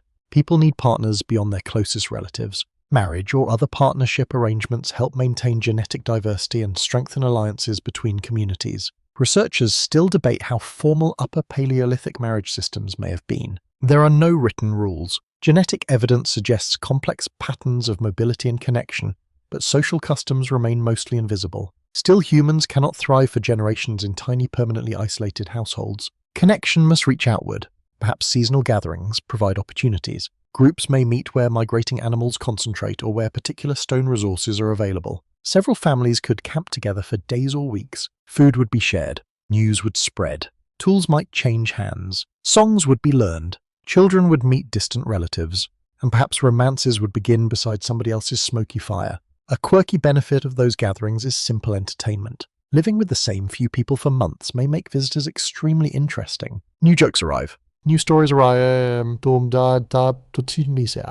New ornaments appear. Someone has heard about animals farther north. Someone else knows a ridiculous story about a cousin you have never met. Human beings do not need cities to enjoy novelty. By midday, more tracks connect the shelters. The storm had erased every path. Social movement redraws them. Children create the messiest routes. Adults move more directly between entrances. Someone carries fuel. Someone brings dried meat. Someone else returns with a repaired tool. From above, the snow would reveal relationships as lines. You stand outside and listen. The soundscape has changed completely since yesterday. Instead of storm wind, you hear voices traveling between shelters. A child calls. Someone laughs. A stone strikes another stone in measured tool-making blows. Smoke from several hearths drifts together above the ridge.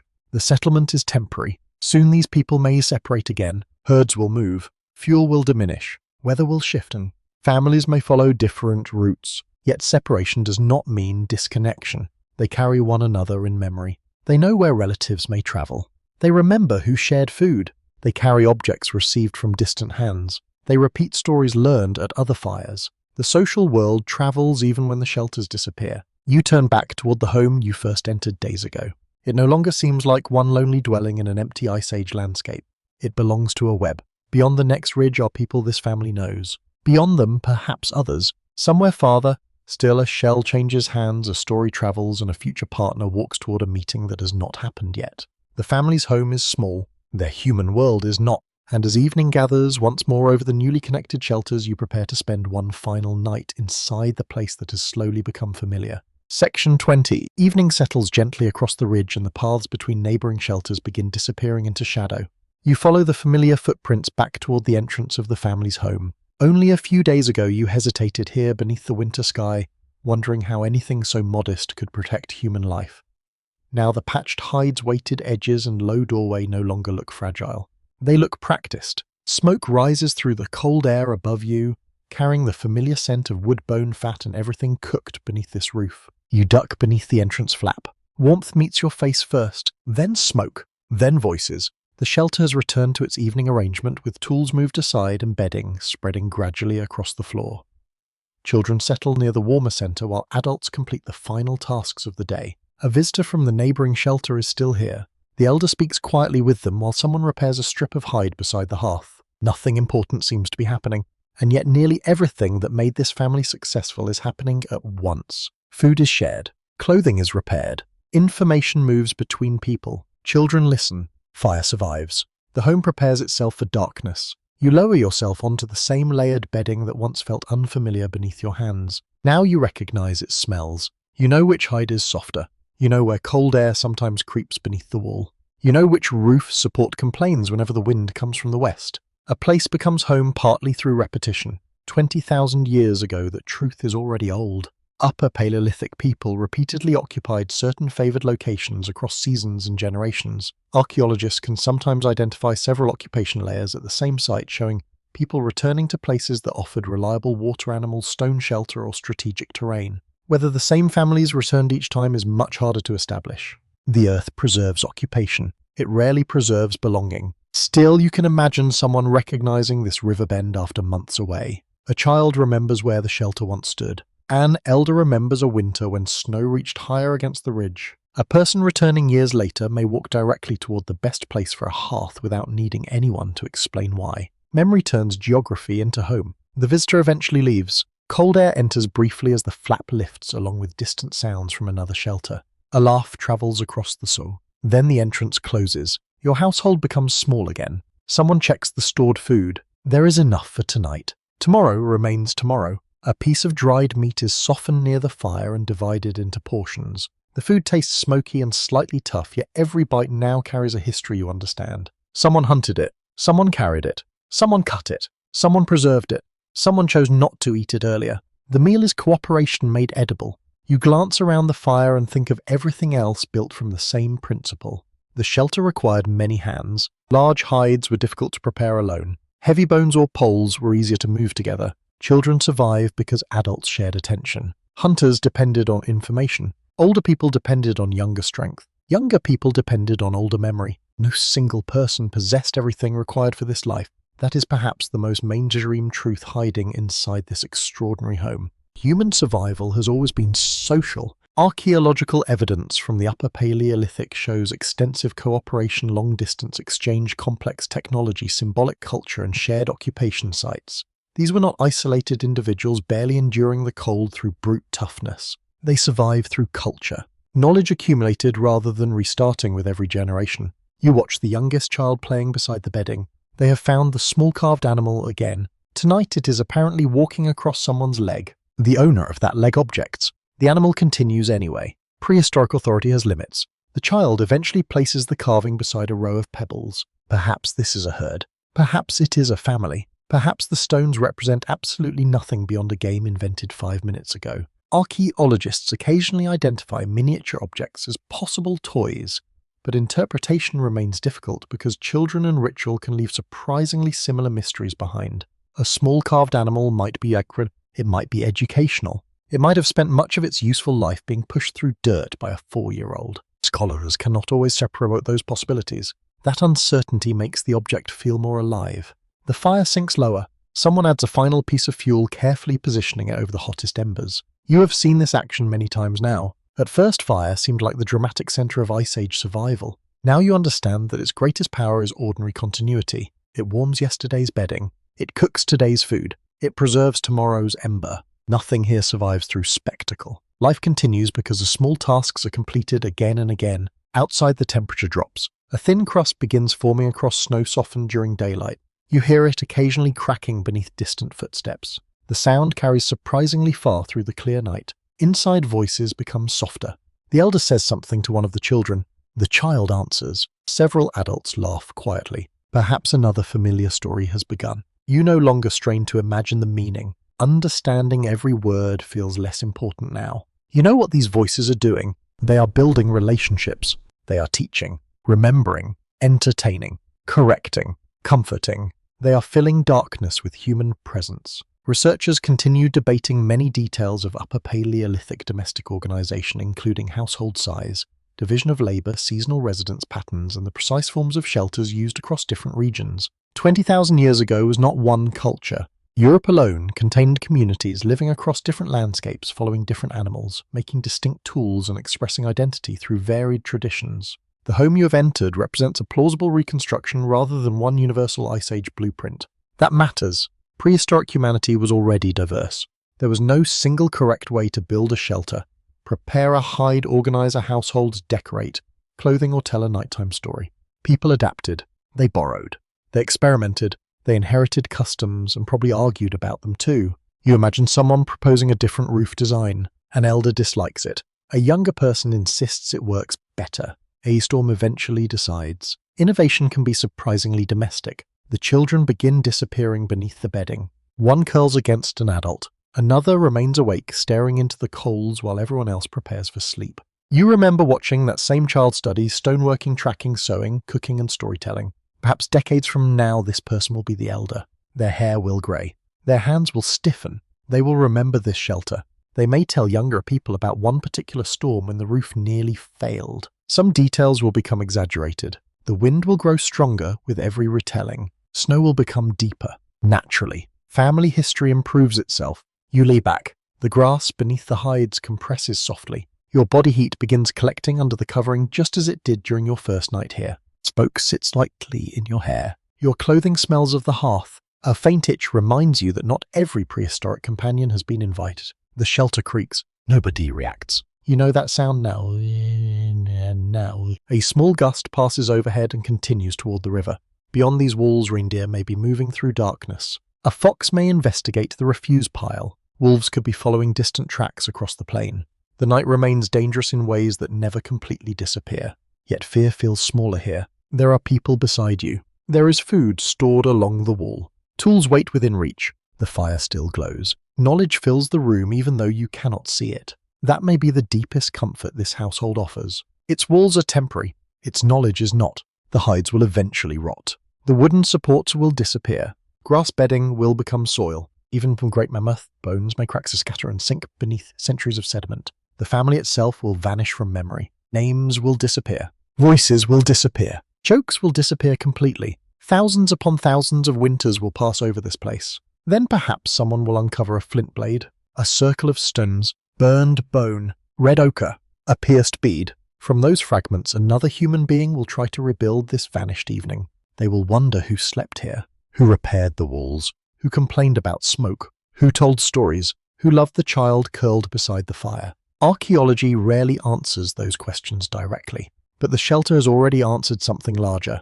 20,000 years ago, home is not defined by permanent walls. It is a protected place where people repeatedly care for one another. A home is warmth deliberately preserved, food deliberately saved, knowledge deliberately shared, a sleeping child deliberately covered before an adult covers themselves. Those gestures require no city, no agriculture, no written language, no stone monument. They belong to humanity long before civilization gives them names. You close your eyes. The fire has almost disappeared beneath ash. One red point remains visible between two darkened pieces of fuel. Someone will uncover it in the morning. Someone always does. And now the long final night becomes softer. The wind moves farther away, brushing gently across the snow beyond the ridge. Inside, breathing settles into different rhythms, slow and uneven, while the last whispered conversation gradually fades. The shelter is darker than before. Warmer too. You feel the weight of fur resting across your shoulders and the faint spring of dried grass beneath you. Near your feet, the earth remains cold, but the cold can no longer reach you easily. There are layers between you and winter. Hide, grass, warm air, other bodies, knowledge, time. You allow each sound to drift past without following it. A quiet breath, a soft rustle, a distant creak, the tiny settling of ash around an ember. Nothing needs your attention now. Tomorrow, the family will rise before the sun has climbed very far. They will strengthen the fire, inspect clothing, divide food, read tracks, repair tools, and decide where the day will lead. Children will watch. Adults will work. Elders will remember. Perhaps visitors will arrive again along the paths between shelters. Perhaps the herd will move. Perhaps another storm will form beyond the horizon. But those things belong to morning. For now, the ice age has become very still. Beyond the shelter lies a world of snow under stars, immense and solemn, stretching toward mountains. Nobody here will ever fully explore. Inside, only a small orange glow remains. You picture the home from above, almost invisible beneath the darkness. One shelter, one family, one tiny pool of warmth against an enormous winter. And yet that small light is enough. It has been enough for thousands of generations. The same human instinct that gathers these people beneath stitched hides will someday gather families beneath timber roofs, stone houses, apartments, farmhouses, and city lights. Materials change. The feeling travels forward. Safety, warmth, familiar voices, someone nearby, a place where you may finally close your eyes. Your breathing slows with the sleeping household. The fire dims further. The wind becomes only a whisper. And somewhere 20,000 years away, beneath a roof of hide and winter darkness, you are home.